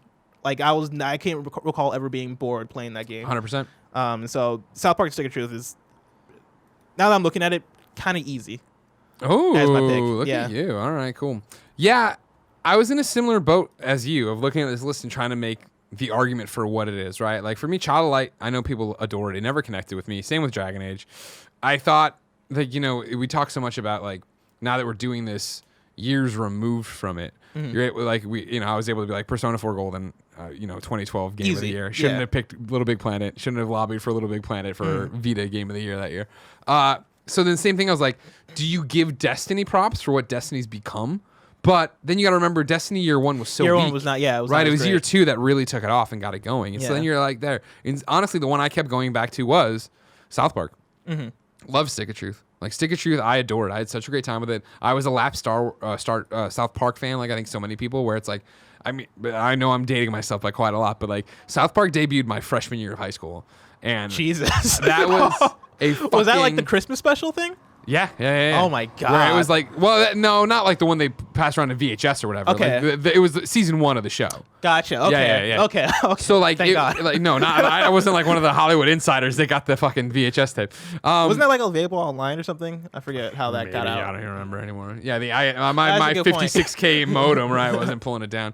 But it was that, I watched it like I think so many other people did in their formative years there, and then dropped off, would catch an episode here or there or whatever. And I remember, Matt and Trey, I did a panel with them for this game at Comic-Con. And it was the way they talked about it. I was like, oh man, this thing's gonna be a piece of shit. Because they were so done. They'd worked on it for so long. They were just like so over having to work on this fucking game, right? And I remember going to play it and coming back and be like, that was awesome. I can't wait for more of it. And then getting the final copy and going in. And it, like you said, held up the entire time. Yeah. It was hilarious. And there was sure like, performance hitches of going between the different levels. Yeah. I remember when you'd load, when you try to go, it would always like get crashy. But like the Al Gore stuff and Al Gore as well. and- There's so many moments in that game that you can point out that stick out because they're all so good. Yeah. Like And- going to space, I think I said that already, but Yeah. like in like the ending, like the very last moment where is it? How long until we can spoil South Park? I think you can spoil it. Don't worry right, about where it. your character like talks Yeah, at for the the end, first and time, you're yeah. like, wait, what? Really? Yeah. Yeah, it's Yeah. so good. And that was the thing is like I think it was a great RPG, which was unexpected. It was a great South Yeah, Park it game, was a which was great unexpected. parody of Skyrim. Right, exactly. Yeah. Yeah, totally. And that was my other thing going into it. I was like, I'm not even a fantasy guy. I don't know if I'll connect with this. Yeah. And it totally did. It worked. It was hilarious. Did you play Shattered But Whole? Oh yeah, loved it. I never really got far in it. I think I didn't like the combat system. I think that's what Really? held it back for me. Yeah, the only problem for me was that at that point the jig was up. Uh-huh. You already knew how good Stick of Truth was, so it Yeah. wasn't like you're getting caught off guard anymore. So I went through the entire way. I almost platinumed it, but the Morgan Freeman fight at the end was like so like annoying that I was like, this isn't even worth it. I'm gone. I didn't know that was a thing. The Yeah, Morgan Freeman yeah, fight at the end. That's hilarious. Yeah, and that and it's the same way of like Fractured But Whole and Stick of Truth I run together of like Jen and I still joke around about the line, which is from the episode, but I had never seen before. But like when I was playing Fractured But Whole and like the crab people show up or whatever, Yeah. and like the guy's like, they look like crabs, but they kiss like men. And it was like I was in hysterics of how funny that was. And like that's what those games are all about. And I think when I look at this list, that South Park, the Stick of Truth, is the one I look back the most fondly upon. So, shout out also to MGS5 Ground Zeroes, which is like a great small experience of MGS5. But now after playing Phantom Pain, it's like harder to consider. I was terrified. The replayability of it is great though. I was terrified because I did not vibe with Ground Zeroes. Really, you didn't? Yeah, and it was that thing of playing it then and then comparing it to Phantom Pain and why I like that so much more or whatever. Or even Peace Walker, right? It was just like Ground Zeroes, I thought tossed you in the deep end too quickly, where all of a sudden you were just like, I remember playing it and like you come down and you're just like totally visible. And it's like, I understand they're challenging me to get stealthier and yet, but it like was so like, I kept getting my fucking face shoved in shit. I was like, I don't want to do this. Like, I want to like work my way up and be better and like, you know, sit there and run around and do like, it was like getting dropped into a giant canyon. Yeah. Where everybody could, like, I can't run and lose you the way I want to lose you. I just didn't vibe with it at all. So yeah. But then also shout out to, I'm surprised you didn't mention Dying Light because I haven't played much of Dying Light, but I know that you guys really liked it. Yeah, Dying Light, it did exactly what everybody wants to do in the spring, right? It came out, everybody had new consoles, there was a new game, we all jumped in, and it caught you off guard how good it was. But it was the same thing of like, I don't think I beat Dying Light. Like I played a lot of Dying Light, but oh no, I beat it, but I never came back for the following DLC because they did so much DLC. I don't even remember, but it was like, this is really cool. But it was like cool, and you know, this is catching me off guard, but not locking me in Game of the Year wise. And I mean, shout outs, sure, Transistor. Shout out to Valiant Hearts. Like I loved Valiant Hearts and stuff. Oh yeah, Valiant Hearts is dope. Like there was great stuff that year, and again, Left Behind, whether it's considered or not, like amazing things. But overall, a year I would have said it was a weak year. Very weak year. Yeah. Bless. Yes. That's our show. Really? We're only at 2.5 hours. I know. Hey, I was trying to get you out of here early. All right. It's fine. It didn't work though. You know what I mean? But you're committed to the content. You know what I mean? I am. Next week we will do a PSN profile. Don't worry, it'll be back from the dead. It's gonna be Mako Soldier, by the way. If you want to look ahead and talk some shit about him, I'm gonna roll some post show questions here as well, because that's how we do it on PS I Love You XOXO. If you didn't know, you can go to patreon.com/kindoffunnygames. You can get your questions, comments, concerns, dream levels in there. Of course, you can get the show ad free. You can watch it as we record it live, and you can get the exclusive post show that we're about to do. That was our first review here on Volume 2 of PS I Love You XOXO. What's the next one? Is it probably going to be Iron Man? No, maybe. Or when does Last of Us or Iron Man come out first? Well, how far back they push Iron Man? I can never remember. Didn't they push it back to May? It's like for me right now, if you're not in the foreseeable next few weeks, you're just out there. You know what I mean? You're just gone. I don't have to worry about you anymore. I know exactly. You know exactly what I'm talking about. You're Googling around for that. Remember, of course, you can get the show every Tuesday if you don't want to give us any bucks on Patreon. You can get it at youtube.com/kindoffunnygames, roosterteeth.com. Podcast services around the globe. It comes out May 15th. When does Last of Us come out? Yeah, then it's before Last of Us. Last of Us is the end of the month. Oh, end of May. Yeah. So you got plenty of time to get in there and do it. But you'll be crazy. I mean, like, you know, you think Tim Gettys is going to let us not review Iron Man on his show? You think he's not going to let... No, I don't think he's that concerned about Iron Man VR. He's an idiot then. Oh, like a week before Last of Us. He's an idiot. Oh, that's another question. Are we going to review Last of Us on this show or on Gamescast? Or both?